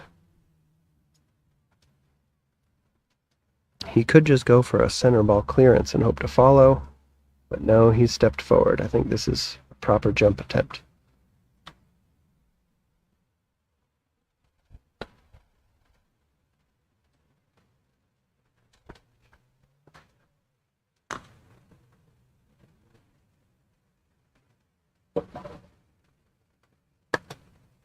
Oh, great shot. He's scored the hoop.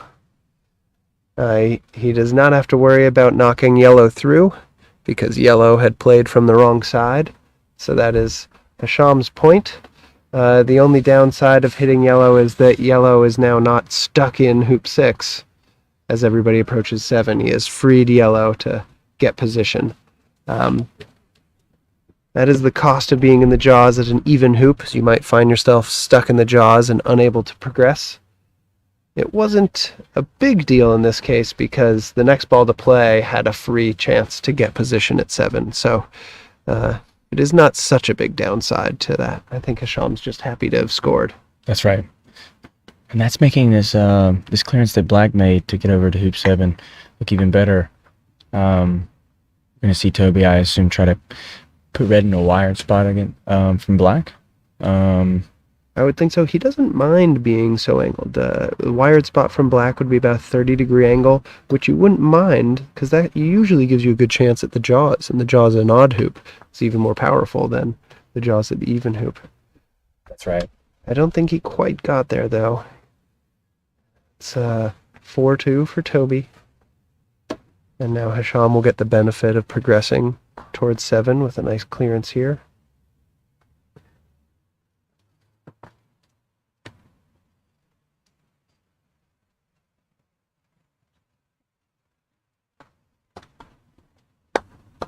Oh, that's a great shot. Yeah, so that was even less than half ball. That was like a third or quarter ball to get red all the way to the west boundary and give Black a nice straight 7-yarder. This hoop would be huge for Hesham here, down 4-1 to take hoop 6 and possibly get hoop 7 up to hoop 8. So Toby has failed to block Black's hoop shot, but still nice position. That slight angle means also yellow should be jawsable, although these hoops are so firm that any contact with that stanchion has the ball popping back out. It's like Hesham's just going for a nice tight position, but he's gone too far. Alright, a bit of a reset. It's possible yellow is the biggest threat at the moment, although Black still has a clean hoop shot. So we favor a block on yellow here, or more worried about a block on the hoop?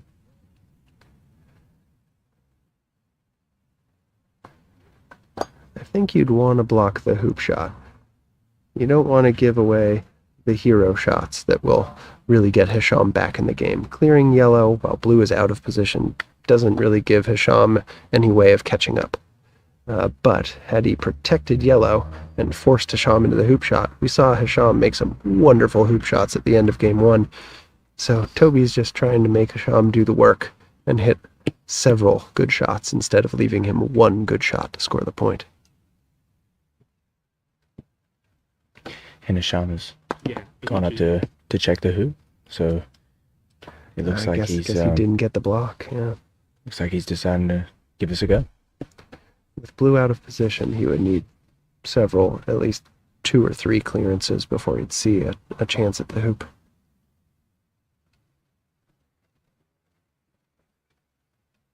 Or a couple 3 clearances, as they sometimes say.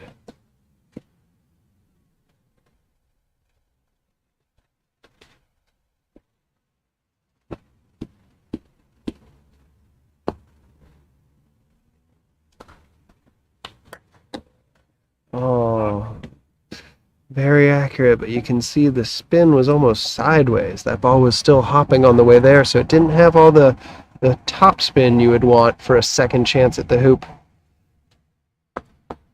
That was an aggressive play, but again, with the tennis analogy, if you're first to the hoop, you're meant to be in charge. And Toby has broken Hesham and gone up 4-2, so now Hesham having made hoop 6, this would have been a break attempt to get 2 hoops in a row here.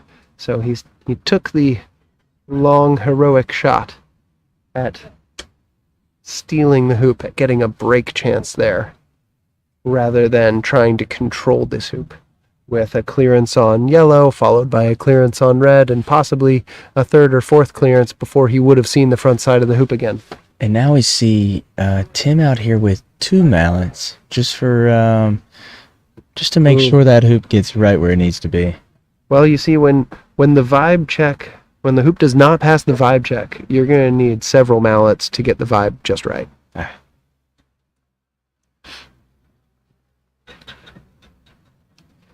So it looks like Toby's taking a good look here to see if just the edge of the black ball is in his way at all. He was decided to shoot the hoop before he even knew whether he would be jumping a little. That's right. Confident that he would be shooting the hoop regardless of whether he had to jump over just the edge of black. And now in these positions, he could play for the jaws, but we saw that unsuccessful from the front side of hoop 6.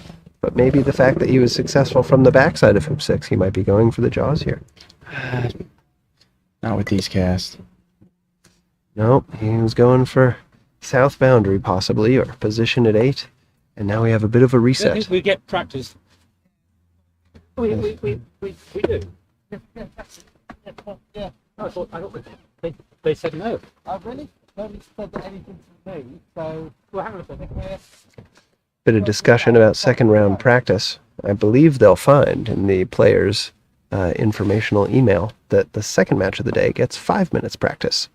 Unless, of course, they have been told that we are running late and practice has been disallowed.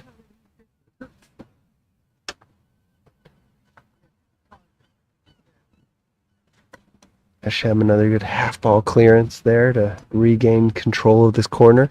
Possibly have another go at the 7-yard hoop.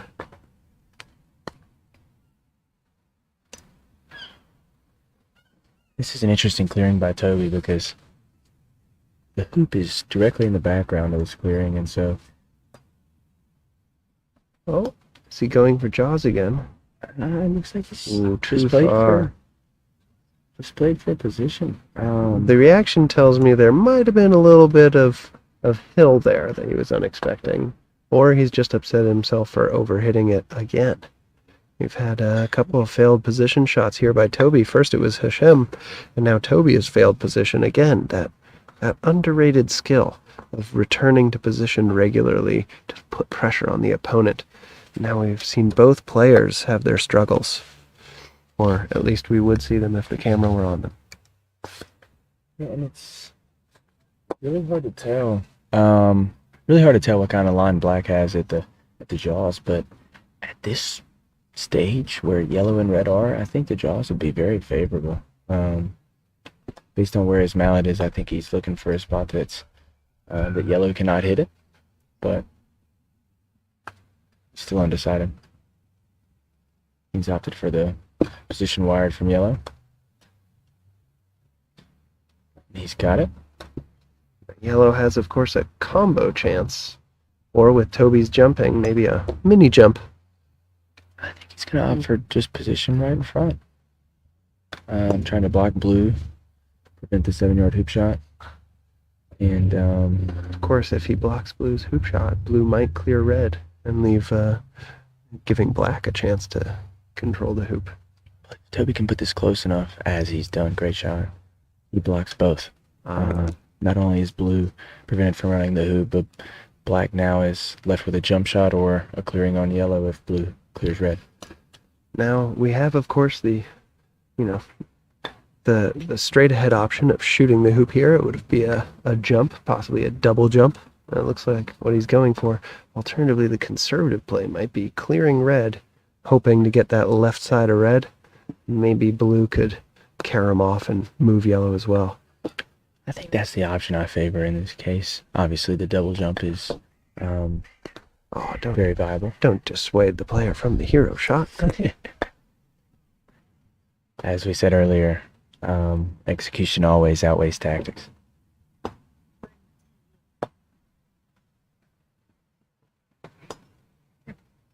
Is that an acronym? EOUT. It can be. Execution over tactics always. EOTA. I think that's something we should try to trademark, Ben.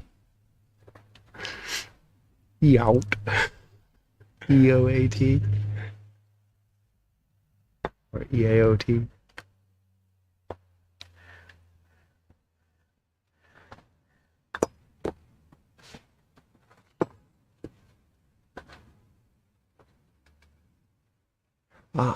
Tactics outweighed by execution would be Toby. Now we're on to something.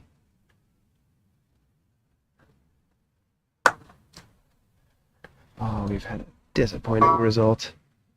Another big swing by Hesham that must have had a twist somewhere in the timing of his swing. Missed by a good yard left and middle of the south boundary.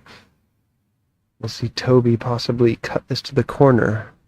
Or he's opting for the cuddle, Ben. It's a great shot. Now, an important thing to note is, if these balls are touching, we're going to see Hesham have a chance for a croquet shot. To try and not only a roll shot or a firm drive shot to try and dislodge yellow. That's right. And if they aren't touching, or he could do the roll shot just down to 8. That's right. Give this one up. Play for the next one. If they were separated by an inch, he might be able to play off of red down to hoop 8. But that would give Toby total control of 7, and Toby could wait. With blue off the south boundary and black down by 8, there'd be no reason for Toby to run hoop 7. Hesham has just gotten free of the red ball and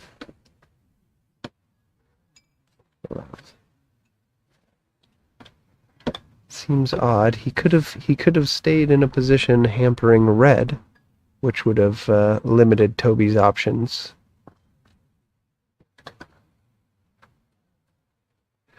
That must have been quite a good cuddle shot to leave Hesham no options. Toby has left Hesham where he went out of bounds, or at least where he placed it back in bounds.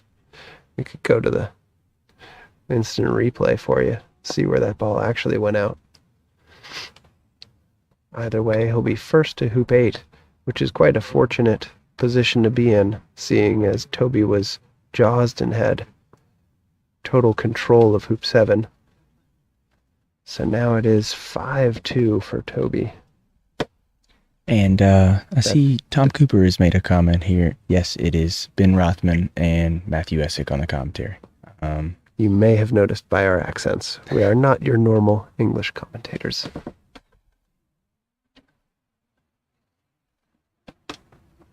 But when Allison's away, the Americans will take over.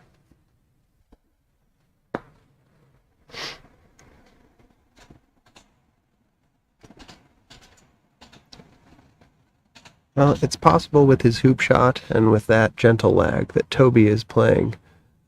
He has receded back to playing conservative here. He's willing to trade hoops. He's up 5-2. He's going to make Hesham do all the work. He's not going to try for blocks. He's not going to try to run 7 down to 8 when it was such an angled hoop shot. Might just be going for the clearance here. But he's happy to trade hoops. That would lead him to, if they stay on serve for the next 4 hoops, That's right. And Toby would win 7-5, I believe. that's one thing to mention from the last game is that when Toby got up 6-3, he seemed to become a little bit more aggressive. Great shot by Toby.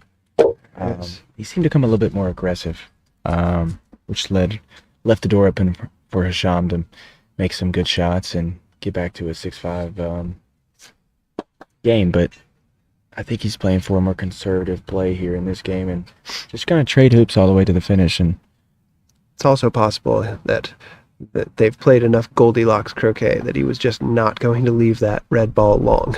that's fair. Avoid the mistake entirely. Yeah. So he didn't block yellow's shot on blue, and he made sure that red was going to have a possible hoop shot, although Hesham has made it quite difficult here. Hesham has left red with a ball in the jaws, similar to the hoop 6 scenario where Toby got into the jaws from the backside of 6. Hesham has got into the jaws from the backside of 8. So Toby could jump it, doesn't have to worry about blue scoring, but a failure would leave black quite an easy play to score hoop 8, especially if Toby clears blue out of the way. What do you think? Will Toby go for the jump or just try to clear black and regain control? With blue where it is, I expect a clearing on black, but it's really hard to tell. Based on his alignment here, it looks like he's going for the hoop. Maybe blue is so far on the south side, Toby thinks he can get the hoop despite it. The ball hit right in the middle. I think it's similar to his first go at hoop 1, where it went on the line he expected, and somehow hitting the middle of this hoop, hitting both stanchions, it just came right back out and around. Gave him a disappointing result for having hit what he thought was the middle of the hoop. So now Hesham is left with jumping his own ball, possibly, for the score. So based on our camera angle, actually, we can see that the blue ball's far enough back that I think he can just run the hoop nice and clean. Okay. And he's opted for the play of position. So now a fun play at hoop 8 if you're coming from behind, like Hesham here is here at 5-2 down. If he could get a ball, if he could get blue just barely through, and black could promote blue through the hoop and carry him off towards hoop 9. And that way he could get control of hoop 9 while scoring hoop 8. Alternatively, he could carry him off an opponent down towards 9. If blue's in just the right position, he might be able to score the hoop with black and promote blue down towards 9. All of that, of course, could be ruined by a few good shots by Toby. So Toby has chosen to shake up everything by moving 3 of the balls with 1 shot. And he does not look happy with that result, Ben. Was he was hoping to leave blue where it was, I imagine? I believe so. Just wanted to promote partner. Instead, he's freed up blue to no longer be hampered on the backside of the hoop. And now we're going to see Hesham go for a clearing on red on the just slightly left of center, and could still cuddle. Not a big fan of that play this close to the hoop. But it's definitely an option. A half ball might send red down towards us in corner 2, but that is a disappointing result. Looks like he was going to clear it to the west boundary instead of towards the corner 2 there. Yeah, the interesting part about that shot, Ben, was the pace. Maybe a He seemed stop to be, shot? yeah, he seemed to be going for more of a Center stop ball, shot stop and shot. maintain control of position with blue instead of selling out for the distance on red and planning to run the hoop with black. There was a chance of the stop shot also leaving blue in a blocking position That's right. where it could have blocked red's hoop shot or red's clearance on black. Obviously disappointed with his result. He's taking off the glasses, clearing the sweat. Now might be a good time for a freshening wipe or a handkerchief.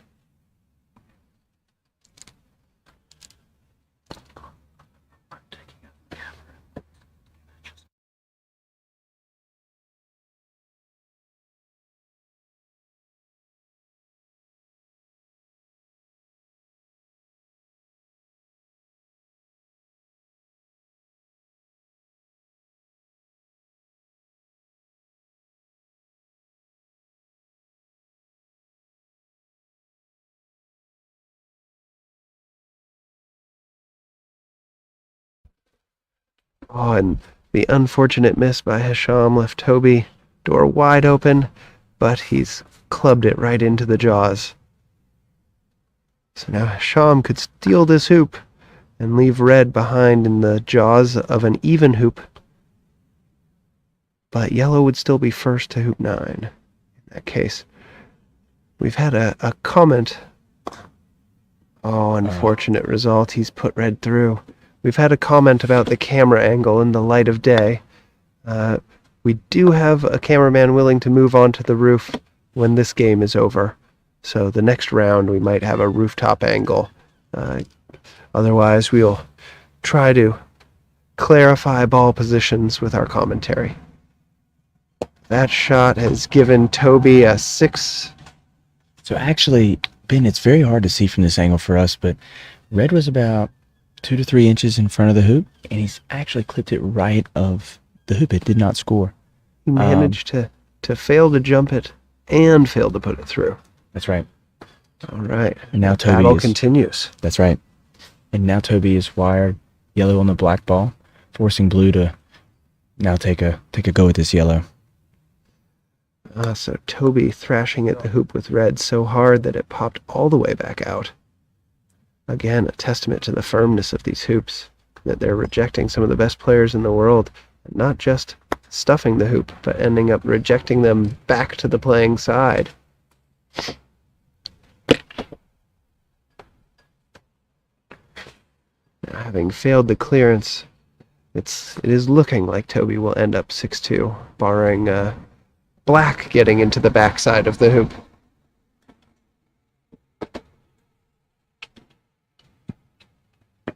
And even if black does get in the backside of the hoop, it looks to me like yellow is 3 feet or so back, about a yard back, slight angle. So Hesham has opted for just position, hoping that yellow misses. Unfortunately, that position might have also blocked blue from effectively clearing red. Blue could maybe still hit the center of red, certainly the right half, but that would only send Toby 7 to 10 yards away. So even if Hesham is fortunate enough to get a miss here, he's a long way from getting a chance at the hoop. Toby does not oblige. He runs hoop 8, and we now have a 6-2 lead for Toby, with blue being the first ball to hoop 9. So Hesham's really going to have to start playing to score 9 all the way down to 10, possibly jawsing, possibly getting some off-ball progressions down to the next hoop. We're going to need to see a lot of tactics here if he's going to compete. And Toby once again just playing conservative. He's happy to trade points here, not trying to clear early. He's just going to have one go at the clearance on blue. If it doesn't work, he will happily contend for hoop 10.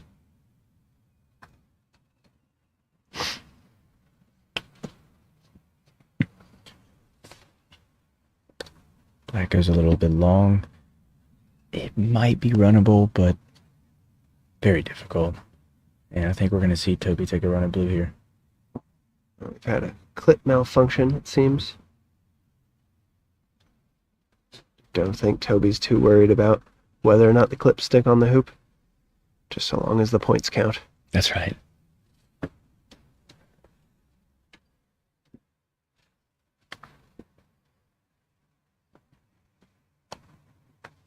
See if Toby can clear blue with yellow like he did at hoop 8. This one's about the same distance. I think he was 14, 16 yards last time. This should be 15, 16 yards. There's always a chance of an in-off if he gets the left side of blue. Great shot. Center ball, he's even dislodged black. A little slightly right of center on blue. Got him the bonus of moving black further towards corner 4, leaving red standing alone in front of what would be the deciding hoop for Toby.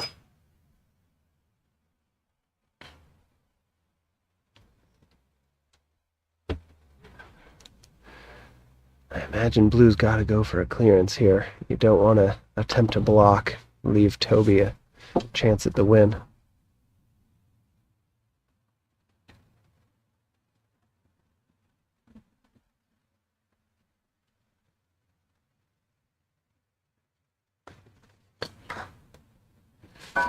Predator mallet comes up empty, leaving Toby all alone in front of hoop 9 for a chance at the 7-2 victory.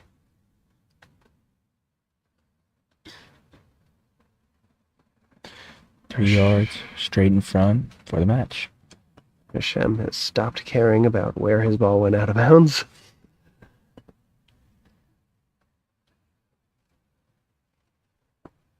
Oh, maybe he cares. Trying to get it right.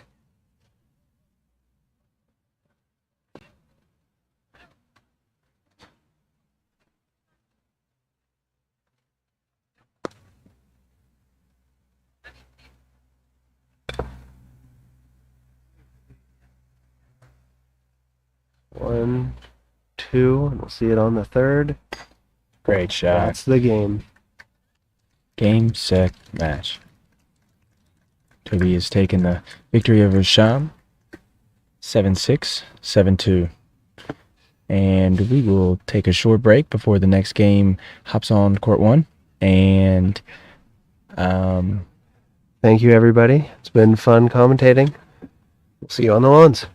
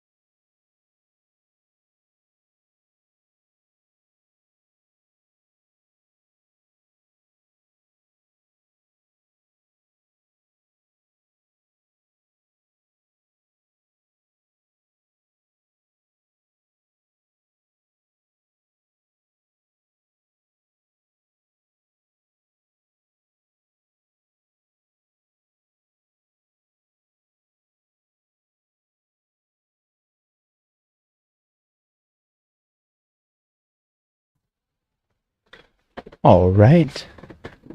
So Matthew Essick back here with the commentary, and Ben Rothman has gone from the commentary box to the croquet court. So we are underway. This is hoop number 1, and looks like Dusan has got a 2-yard straight in front hoop shot with blue, and looking for a 1-0 advantage.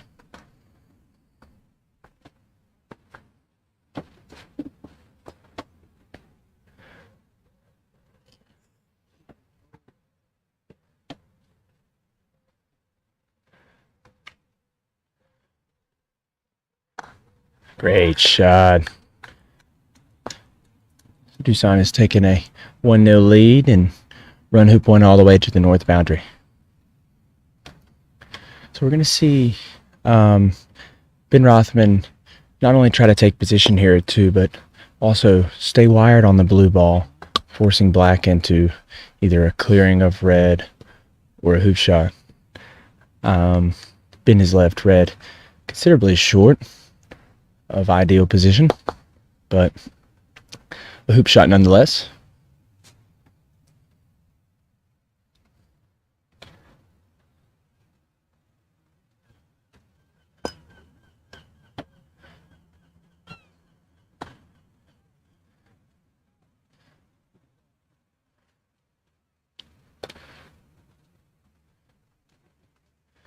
All right, as black has come in a little bit left of the center line, probably at a 45-degree angle.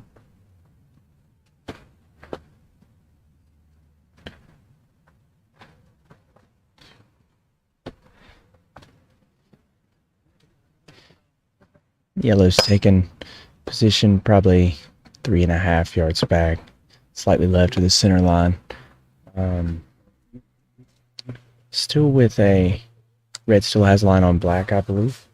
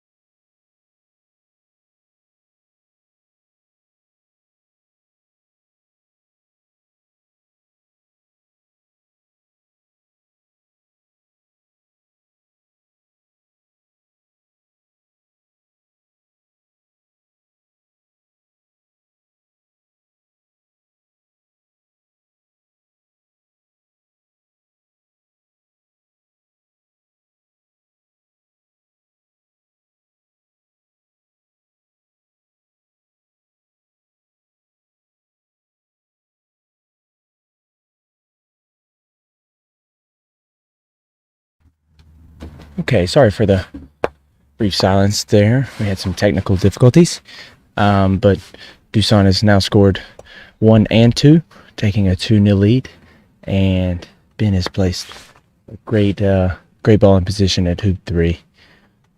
We'll see if Dusan goes for the first ball clearing with blue or takes position and plans for a clearing with black. He's gone for the first ball clearing and just slightly missed on the right. Now, the question here for Ben is whether he plays a cheeky block with red, trying to prevent black from clearing at all, or having an opportunity to clear it all. But the more conservative option is just to take position, leave black the 14-yarder, and if he hits, he's got a second ball in position.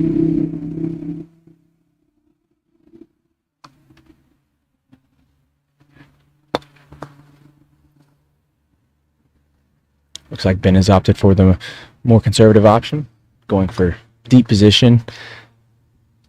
That way not to interfere with yellow, but still leave himself in hoop running position. We're going to see Dusan have a go at yellow here and hopefully prevent from Ben running hoop 3 all the way down to hoop 4.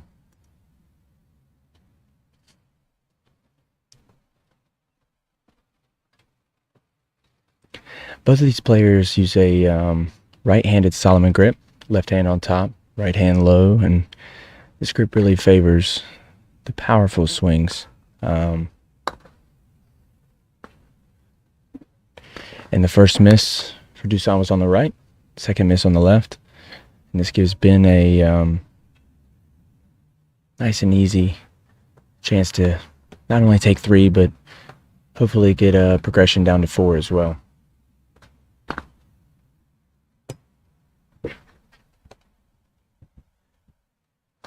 Oh, great shot. Ben has opted for the jaws for even better control down to hoop 4. And due to the positions of the blue and black balls, Dusan really doesn't have a good opportunity to get that yellow ball out of here. He might take a hard run at it due to the fact that putting yellow through isn't the end of the world, due to the fact that yellow already has a great chance to set itself up down at hoop 4.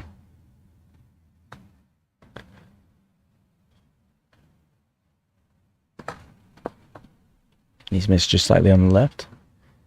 And I don't think he caught any of the yellow ball, making blue offsides if yellow happens to score. So Ben is just going to go to halfway, plan for the next one, and stay out of the path of yellow. Dusan's going to do the same.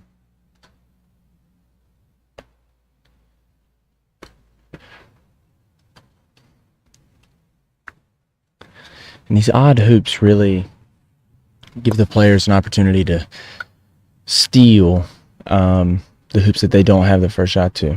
Not only is he scoring this hoop, but he's taking blue's advantage away of going first to hoop 4.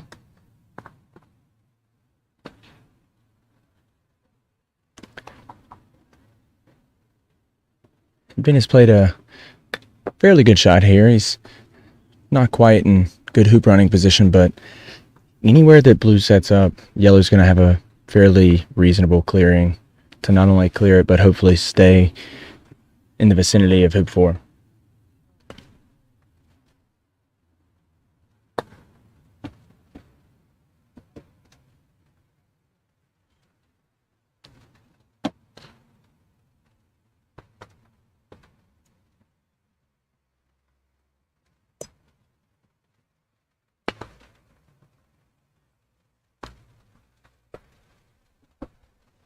So we've got a 2-1 lead for Dusan.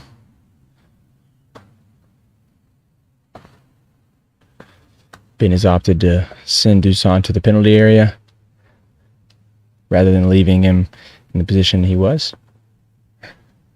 That's a great positional shot. But as I mentioned before, there's a good chance that blue ball will not be there for very long.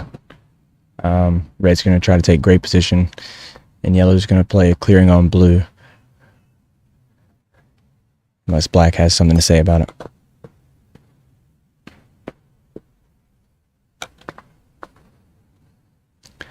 Ben was hoping for a little bit closer with red to avoid the possibility of clearing blue into red, but Dusan's going to try to take care of yellow to make that clearing just a little bit longer.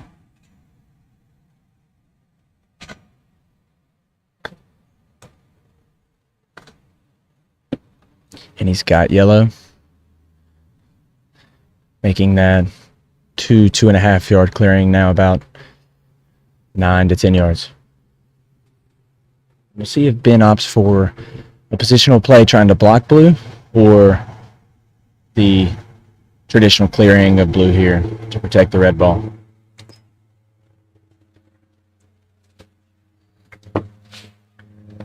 I favor the clearing myself, but we'll see what he opts with.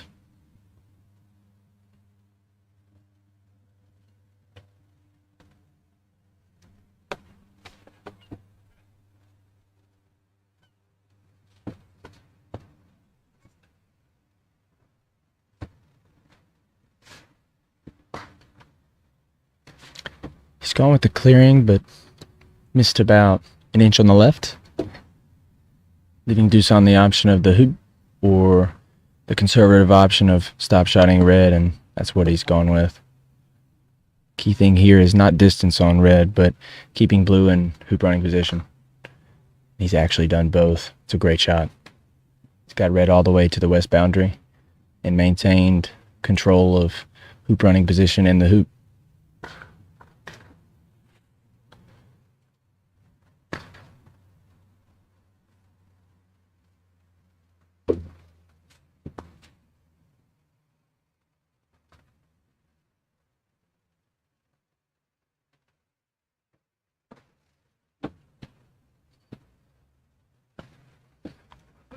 I assume we'll see a clearing attempt out of Ben due to the fact that yellow's so far away. This is the closer of the two balls, and if he misses, he'll be 7 yards away from the hoop on the east boundary, which isn't the end of the world. He's taking a shot and missed just slightly on the right.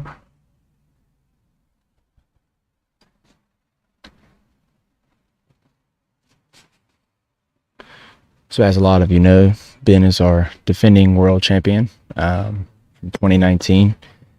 And I'm afraid I don't know much about Dusan, but very good player nonetheless. Dusan's opted for the double loading of the hoop, hopefully blocking yellow's hoop shot. Obviously yellow's miles away, but any hero shot capabilities have been taken away if he prevents the hoop. And Ben's got a very uphill battle to get back in this hoop. To the other side. Sorry, Joe. That was without saying. We'll see. 5-2, yeah? Yeah. Black phone. 5-2, yeah. Commentating. Yes, sir. Oh, so Ben takes a shot at the blue with the hoop in the background. He's missed on the left, hit the left stanchion, and we're going to see Dusan take an attempt at hoop here.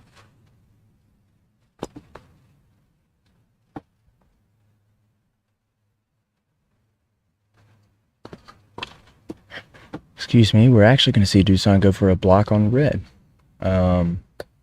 Seems to be playing this hoop very conservative, and sometimes it works out in your favor. Other times you leave the door open for your opponent to claw their way back into the hoop.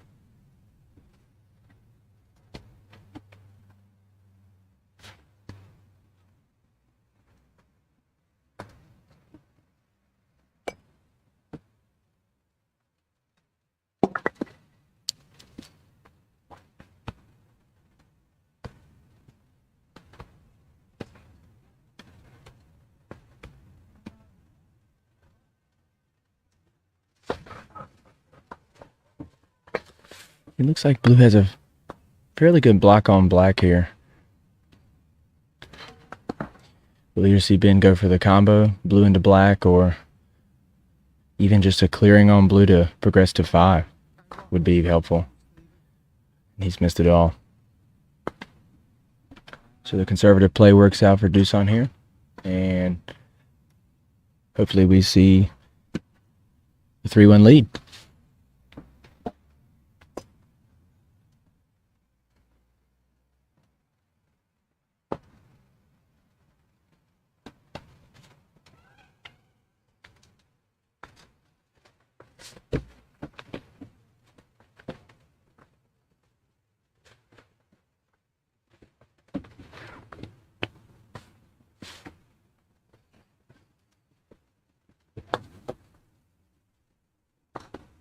Great shot, and 3-1 to Dusan.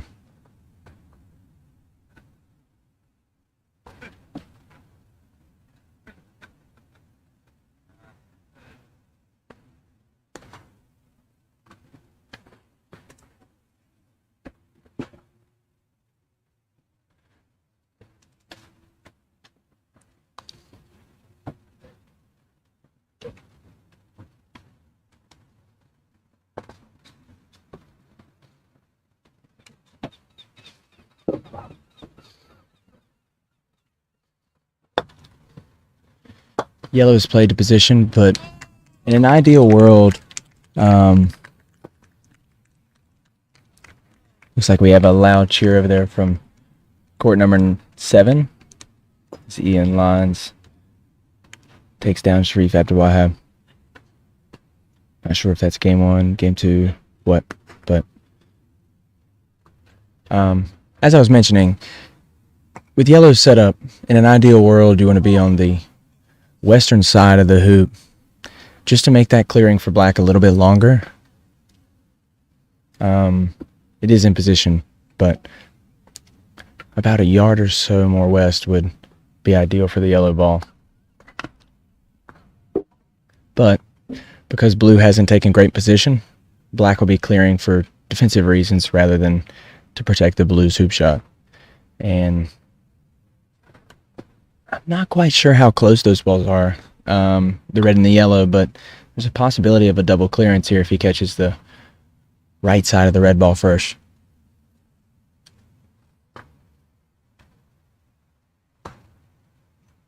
And instead he just takes out yellow. Nice controlled clearing, keeping black close to the hoop. And because blue's not runnable, I think we're going to see Ben just take position, let blue take care of red, and maintain control of the hoop.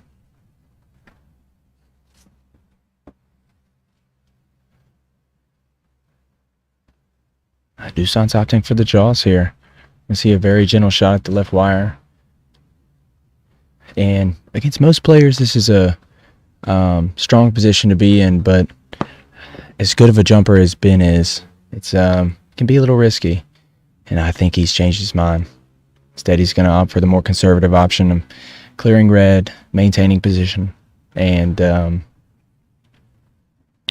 playing out this hoop with a couple more shots. It's a good shot.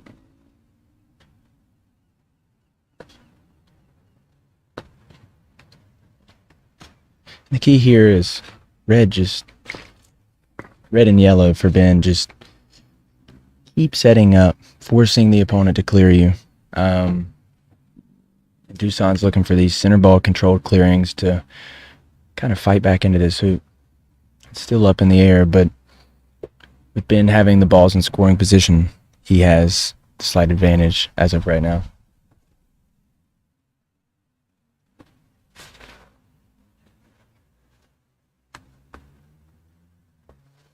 Dusan is looking for either a center ball, slightly left of center would be okay. That's a great shot. That's the type of shots Dusan needs to get control of this hoop.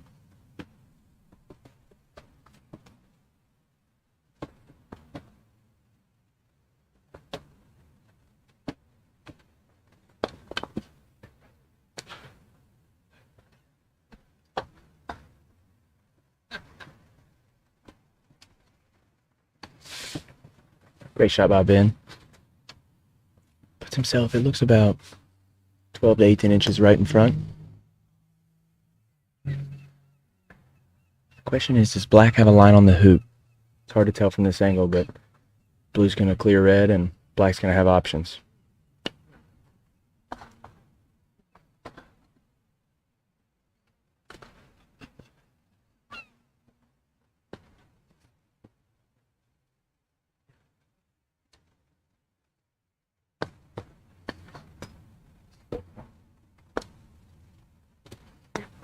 So far, it looks like Dusan's favored the controlled clearing, not worried as much about how far Ben's ball travels, but instead about keeping his own ball close to the hoop, maintaining control, making sure that his clearings are all within 5 to 7 yards. Ben plays for the block on yellow. Don't think he's got it, but he's taking good position. And now we're either going to see a hoop shot by black or a nice center ball clearing on yellow.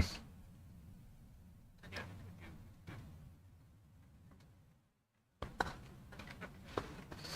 little bit left of center. Puts black behind the hoop, and now yellow has an opportunity to get wired on black, which would really put a stranglehold on the hoop for Ben.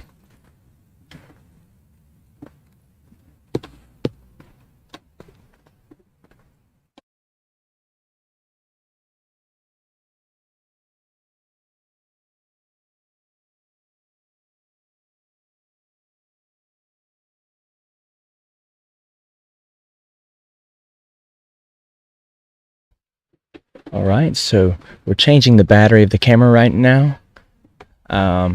Should try to give you the best commentary I can while that's going on. So we're still at hoop 5. Dusan has just tried to clear red, and he split the middle of the 2 balls, leaving Ben a yard and a half straight in front. Looks like we'll have a 3-2 lead for Dusan here.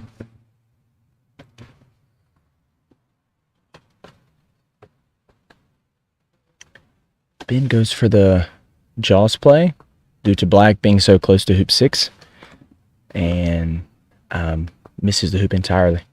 Catches just barely the left post, leaving Dusan a chance to clear yellow and basically reset this hoop.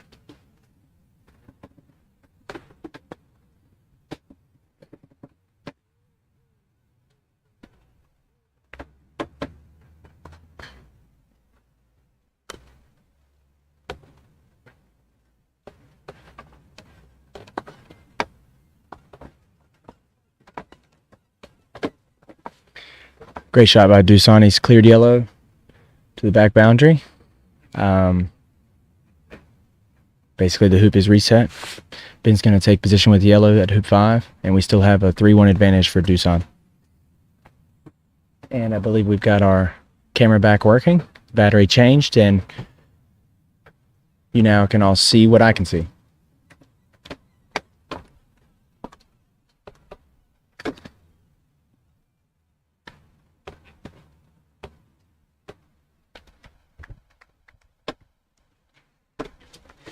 See a comment here by Adam Barr asking what Ben listens to, and he mentioned in the commentary in the previous match that he likes to listen to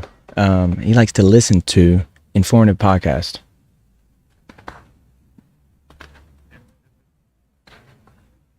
So it's hard to tell what Blue played for there, but looks like he was either going for the hoop or a clearing on yellow, but he's missed wide to the left, and this now allows Ben firm control of this hoop.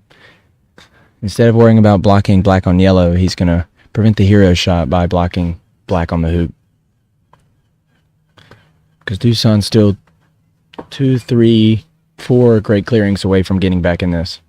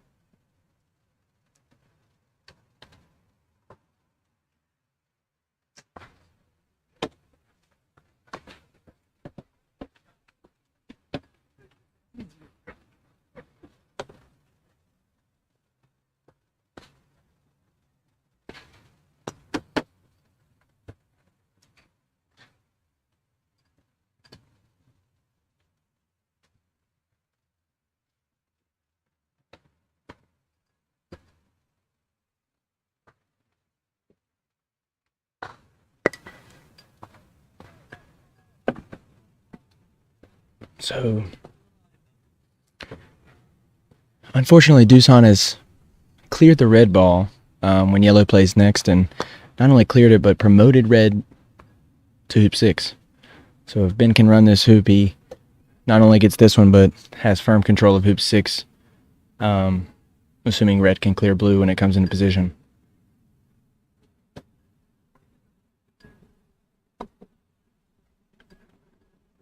And Ben is blobbed. Hoop number 5. Not only missed, but leaving himself in position where he really can't score. Completely resetting this hoop.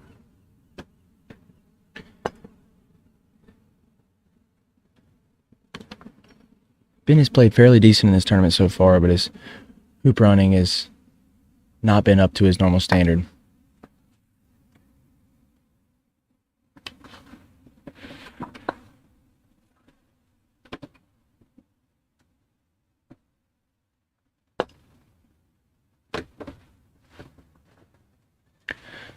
Blue is going for a positional play, and he's ended up wide left and short of position.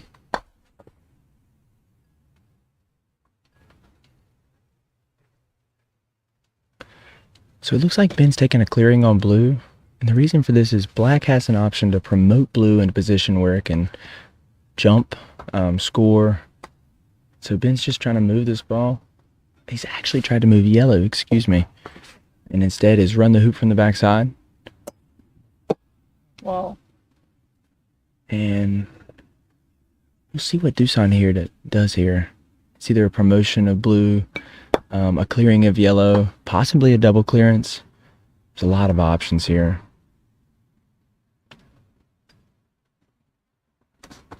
Oh, great shot. Not only has he got a double clearance, but black has maintained position about 2.5, 3 yards back, straight in front. And this might force yellow into a hoop shot. The other option is a nice center ball clearing on black.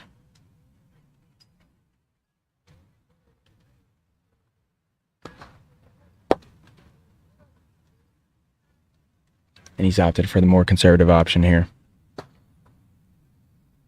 Once again, a lot of these players, when they're clearing balls, are not just focused on getting the opponent ball away, but also where their own ball ends up. And that's a great shot. He's cleared black to the west boundary and maintained hoop running position.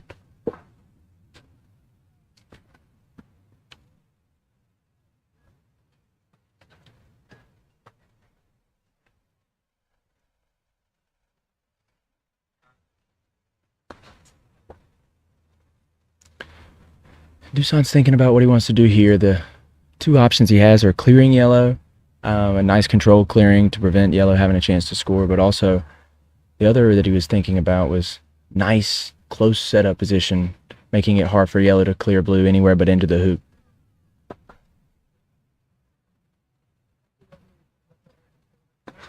And once again, we have a reset of hoop 5. A real battle going on here. A couple of missed hoop shots, a couple of missed clearings, but all in all, it's a wide open hoop.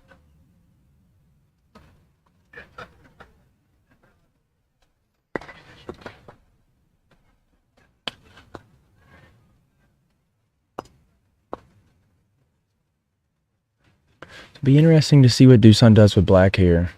Yellow's got a...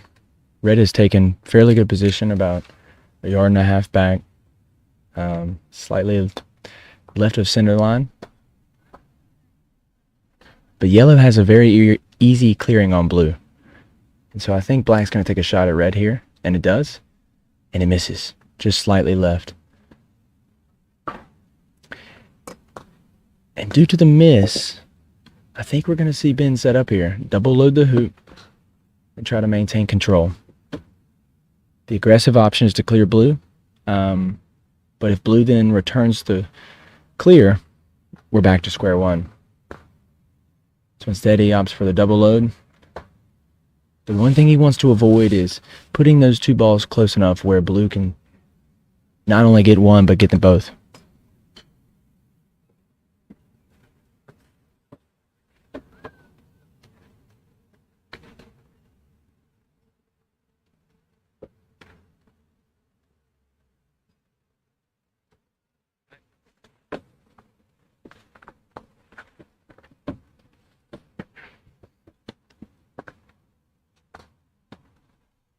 Ooh. Blue plays a nice clearing on red. Only disadvantage is putting himself behind the hoop. Now red might have an opportunity to either block black on yellow or wire on the blue ball. Possibly getting both at the same time. Most important, he stays in front. He's done just that. Great shot. And once again, he's double loaded the hoop. But one thing to learn about these players is they're very good at adjusting. If they notice that their opponent is struggling making hoops or struggling clearing, they're going to force them to do those things until they prove that they can do it consistently. So Ben has missed his hoop, I believe, twice now, and Dusan, of course, doesn't want to give him one this short. Great shot. But, nevertheless, forcing your opponent to make the hoop after they missed a couple of times is always an option.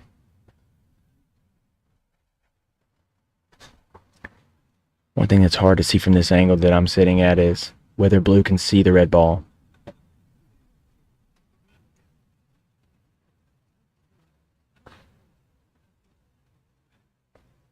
I think Ben was trying to move red into a wired position, but he's actually knocked it a little bit past the wired line, leaving blue a wide open clearing on red. Once again, these two balls are fairly close together, so there's a possibility of a double clearance.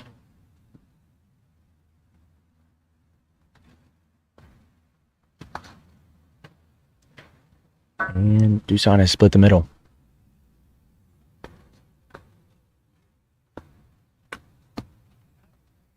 So, Rothman gets another chance to run hoop 5 here from fairly close, hoping to get down to hoop 6 as well.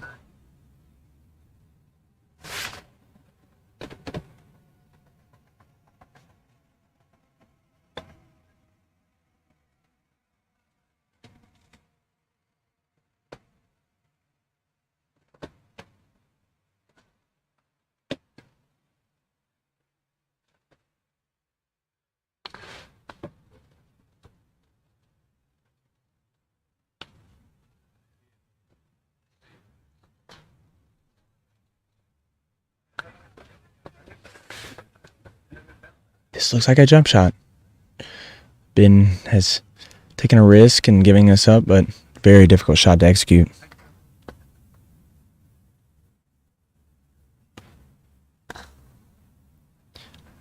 Dusan's misses wide left.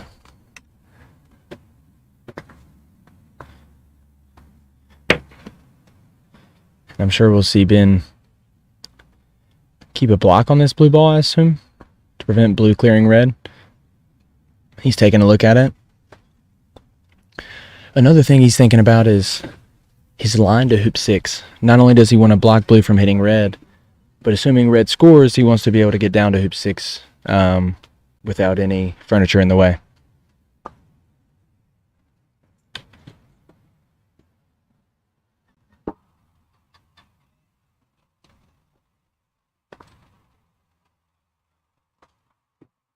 And if Dusan doesn't have much here, I assume he might just play to halfway. Concede this hoop, play for the next one. He's got a 3-1 lead. Main thing is he would like to not lose these 2 in a row.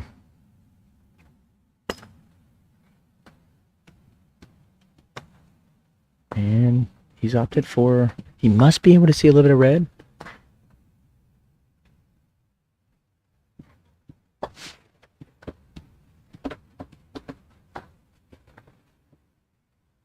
No, he's going.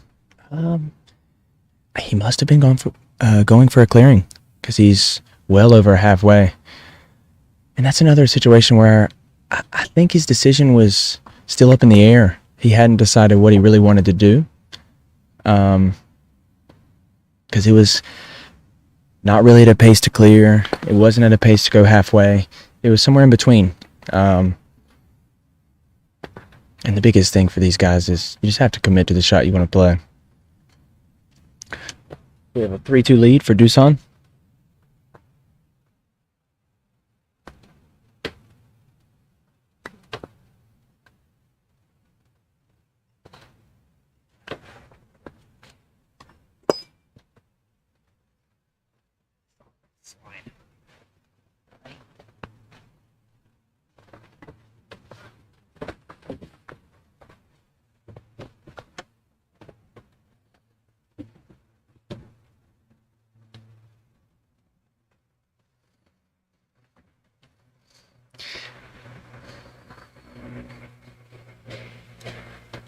Dusan's playing black from the western penalty area, and he'll be playing blue from the eastern penalty area.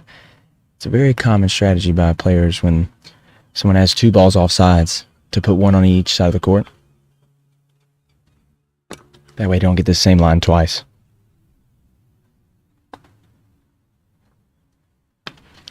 And Ben was just trying to take position down at hoop 6 there and played a little bit too close to hoop 5. He's clipped the left wire and left himself about peg high. It's a great opportunity to maintain control of this hoop, but just trying to get a little too greedy.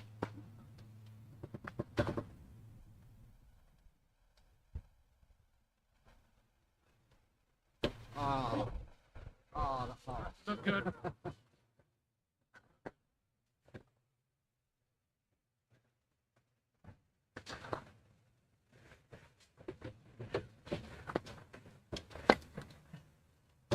Blue's taking a good position at hoop 6.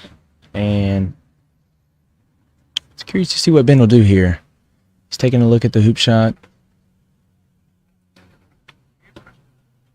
This is when he would really like that yellow ball to be in position. That way he could clear black, let yellow score the hoop, and level this out at 3-3. We'll see how hard he plays this shot, whether he's going for a nice jaws or actually trying to run it.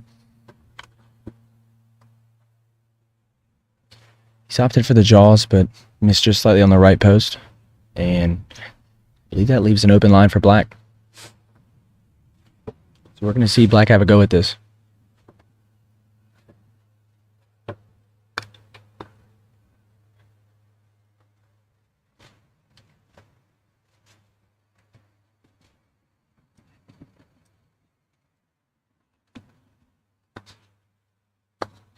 Great shot. 4-2 lead for Dusan. Back.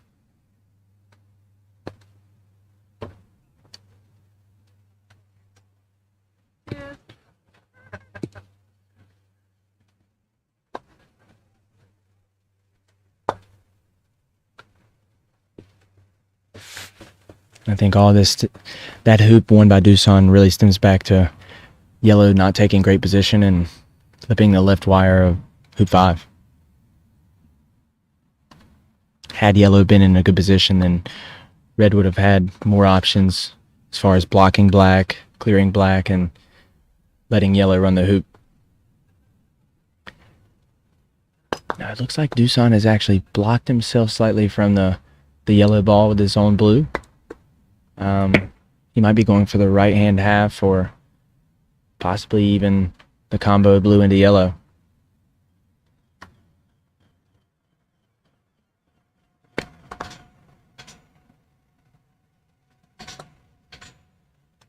Oh, dead center. You could see more than I thought he could. The question now is, can yellow see blue? If not, then Dusan's going to have a chance to take a 5-2 lead, convincing 5-2 lead. And it looks like Ben's going to promote his partner ball, putting it in a position where there's a possibility of a hoop shot, a jump shot. That's a good shot. That decision tells me that he thinks that Dusan's going to play for the jaws here. And if he does, this allows red to have an opportunity to do something about it. Otherwise, blue in the jaws is tough for red and yellow to deal with in any other position.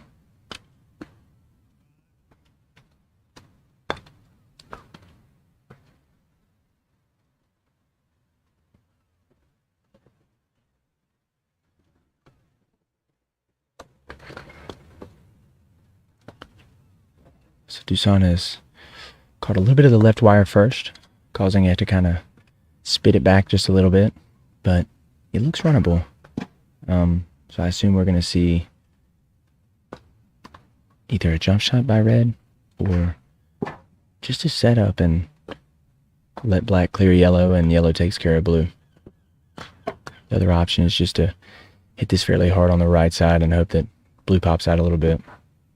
Only issue with that is where is red going to end up?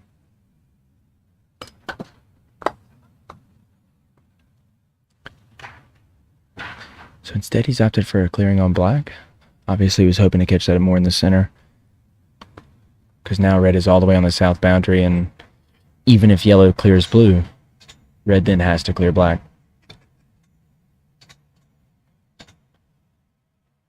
So Dusan's trying to take position wired from the red ball here. As we all know, yellow can only hit one of the two. So yellow's going to have to take out blue, forcing red to have 25 to 28 yard clearance on black, even if it can even see it.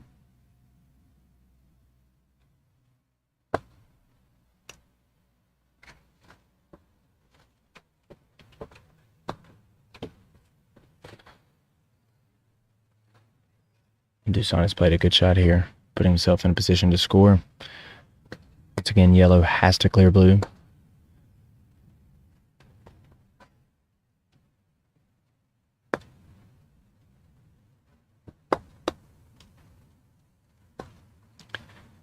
So he's removed blue from the hoop, but I'm sure we're going to see a nice stun shot here, sending yellow to the corner 2 and keeping blue in hoop running position.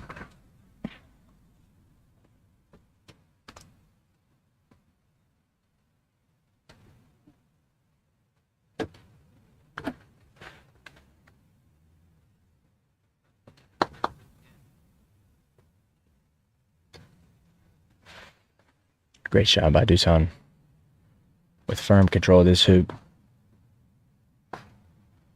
Ben opts to just concede the hoop, let black run it, and just go to halfway.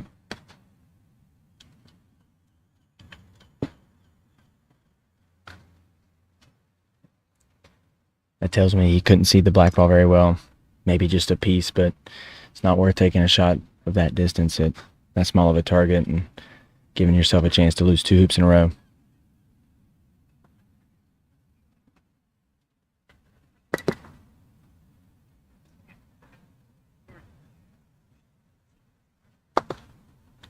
Great shot by Dusan.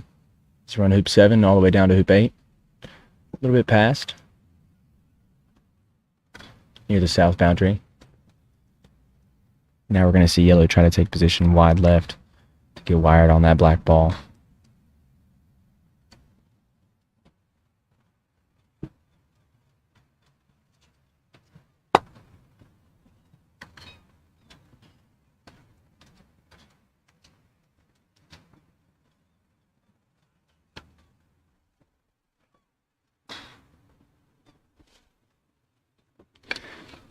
Ben has opted for 3.5 yards back, straight in front.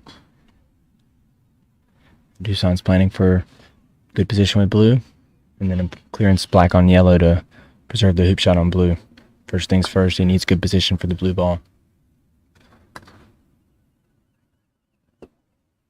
And he's done just that.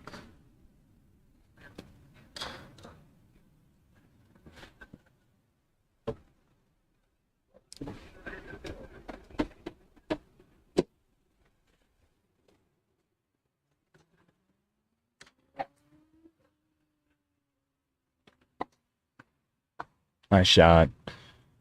Red gets a nice clearance on blue. Fairly close to center ball. Now black has 2 options. One is to clear yellow.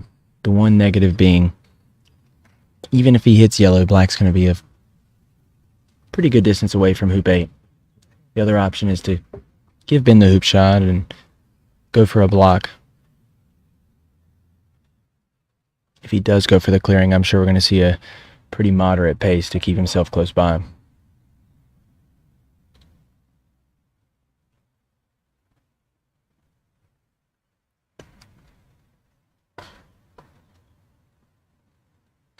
He's opted for the block. I believe he's come up just short of the block line. So we're going to see yellow take this on. And this is one that Ben needs. Down 5-2. There's a big difference between 5-3 and 6-2.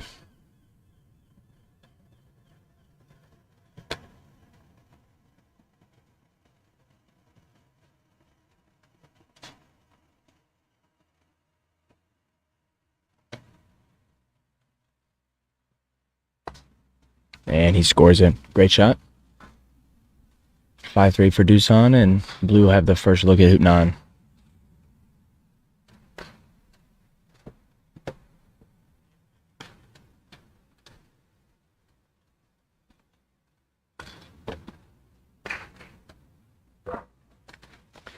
One thing that Chris Clark has done a lot of the commentary so far, and one thing he's made very clear to the viewers is that hoop 9 is a major turning point in GC games. Whether the score is 4-4, 5-3. If you can win hoop 9, a lot of times it gives you an advantage to hoop 10. And so if Ben is able to scrape away hoop 9, there's a possibility he could level this at 5-5. And if Dusan's able to take hoop 9, we could very well see a 7-3 finish.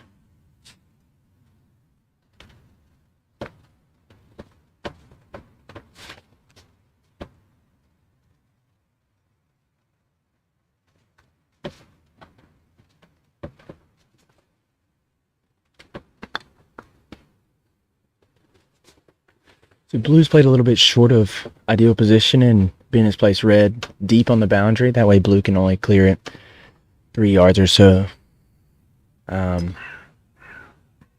Looks like yellow's a great ball. Yeah, great shot by Ben. So I assume we're going to see blue take on yellow, possibly go to the jaws. It's hard to tell from this angle what he's capable of from that angle.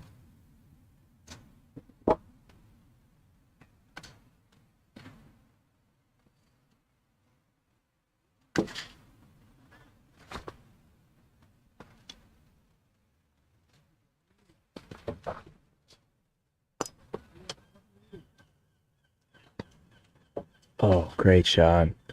Dusan has run the hoop from what I assume is about a 45-degree angle, and a really, really good shot. That makes it 6-3.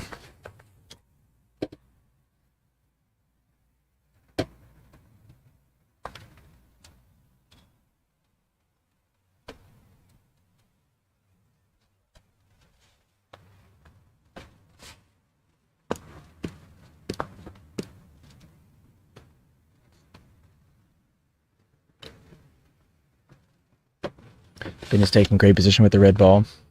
There's a possibility we see a promotion of blue here. Promoting blue all the way down to hoop 10, giving blue a much better chance to clear red out of the way. There's a benefit and a drawback of this play. Benefit is you make blue's clearing a lot closer, giving a good chance to get the blue ball out of, the red ball out of the way. But he is actually... So, Dusan has gone for the play of clipping the blue ball on the right side there to free it up. So it now does not have a hampered backswing. Even though black didn't take great position, it's now down at hoop 10. And this gives blue a chance to have a go at red and get back in this hoop. Because even had black taken a shot at red and hit, blue was still hampered and wasn't going to get very close to hoop 10.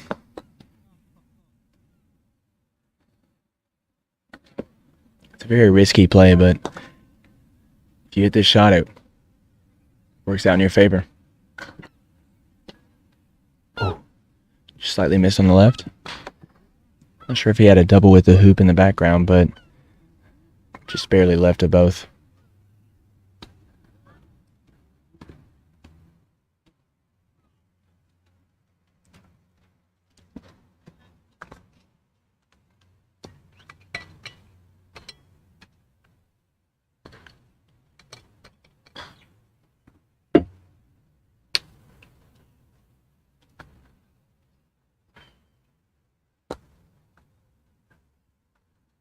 And red going for hoop 10 to make this 6-4.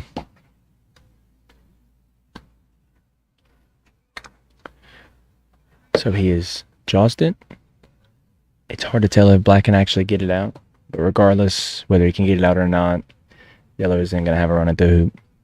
If he can't get it out and he puts it through, yellow will then have the first shot to 11.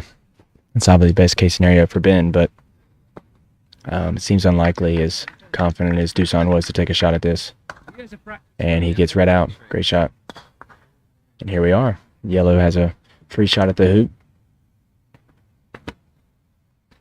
Last one he played at a fairly moderate pace. I think this one will be a little bit faster, a little bit more firm.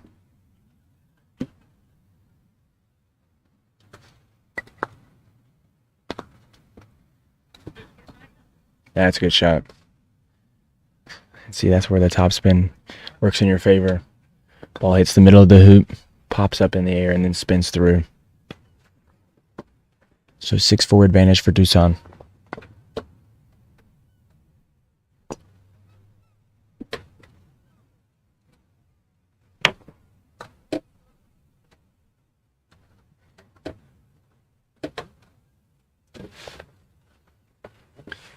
Blue is taking great position at about 2 yards back from, yard and a half, 2 yards back from hoop 11.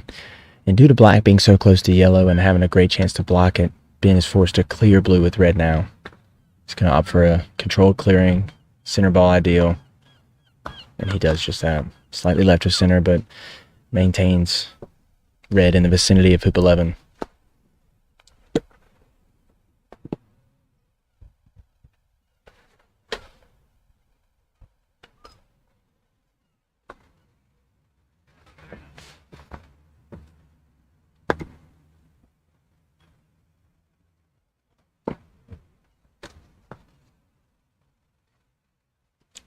Black takes great position, and looks like yellow's going to try to replicate what red just did to blue.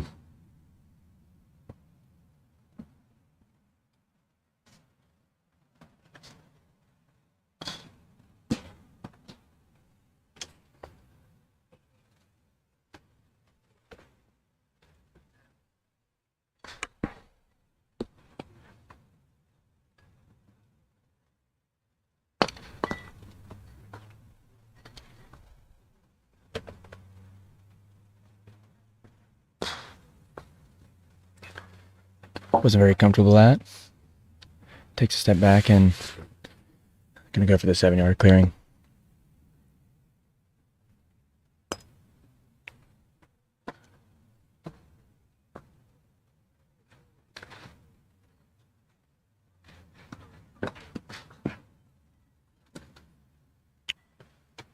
And misses just slightly on the left.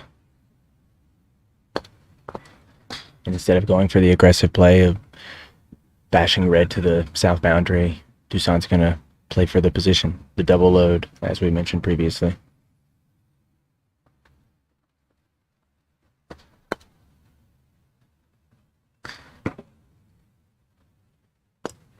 Main key here is not putting blue so close to black that there's a possibility of a double clearance, making Ben work to get back in this hoop, and that's why he plays a little bit deeper. That way there's no possibility of getting black and blue at the same time.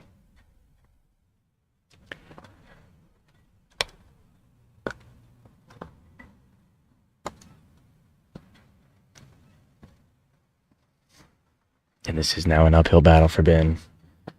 That one really needed to be in the center, keeping red close to the hoop to give him a chance to get back into this. Now he's 3 or 4 really good clearances away from clawing his way back into this game.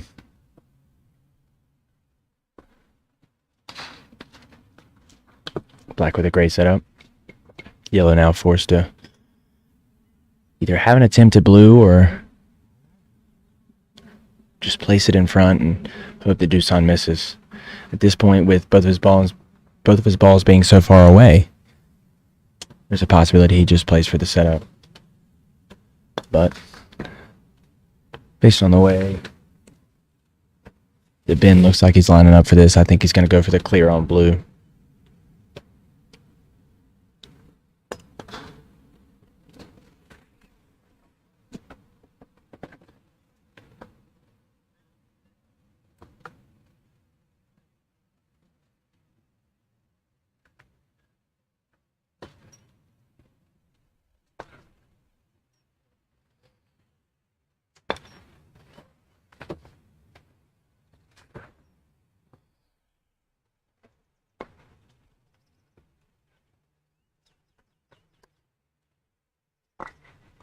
Oh, it just slightly misses on the right.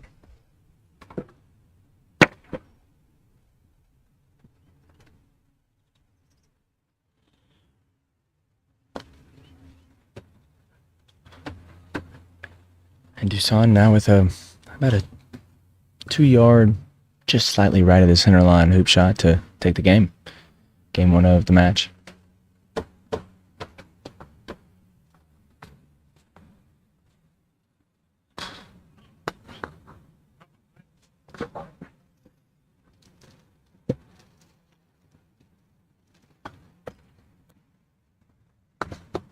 And great shot. Dusan takes the first game 7-4.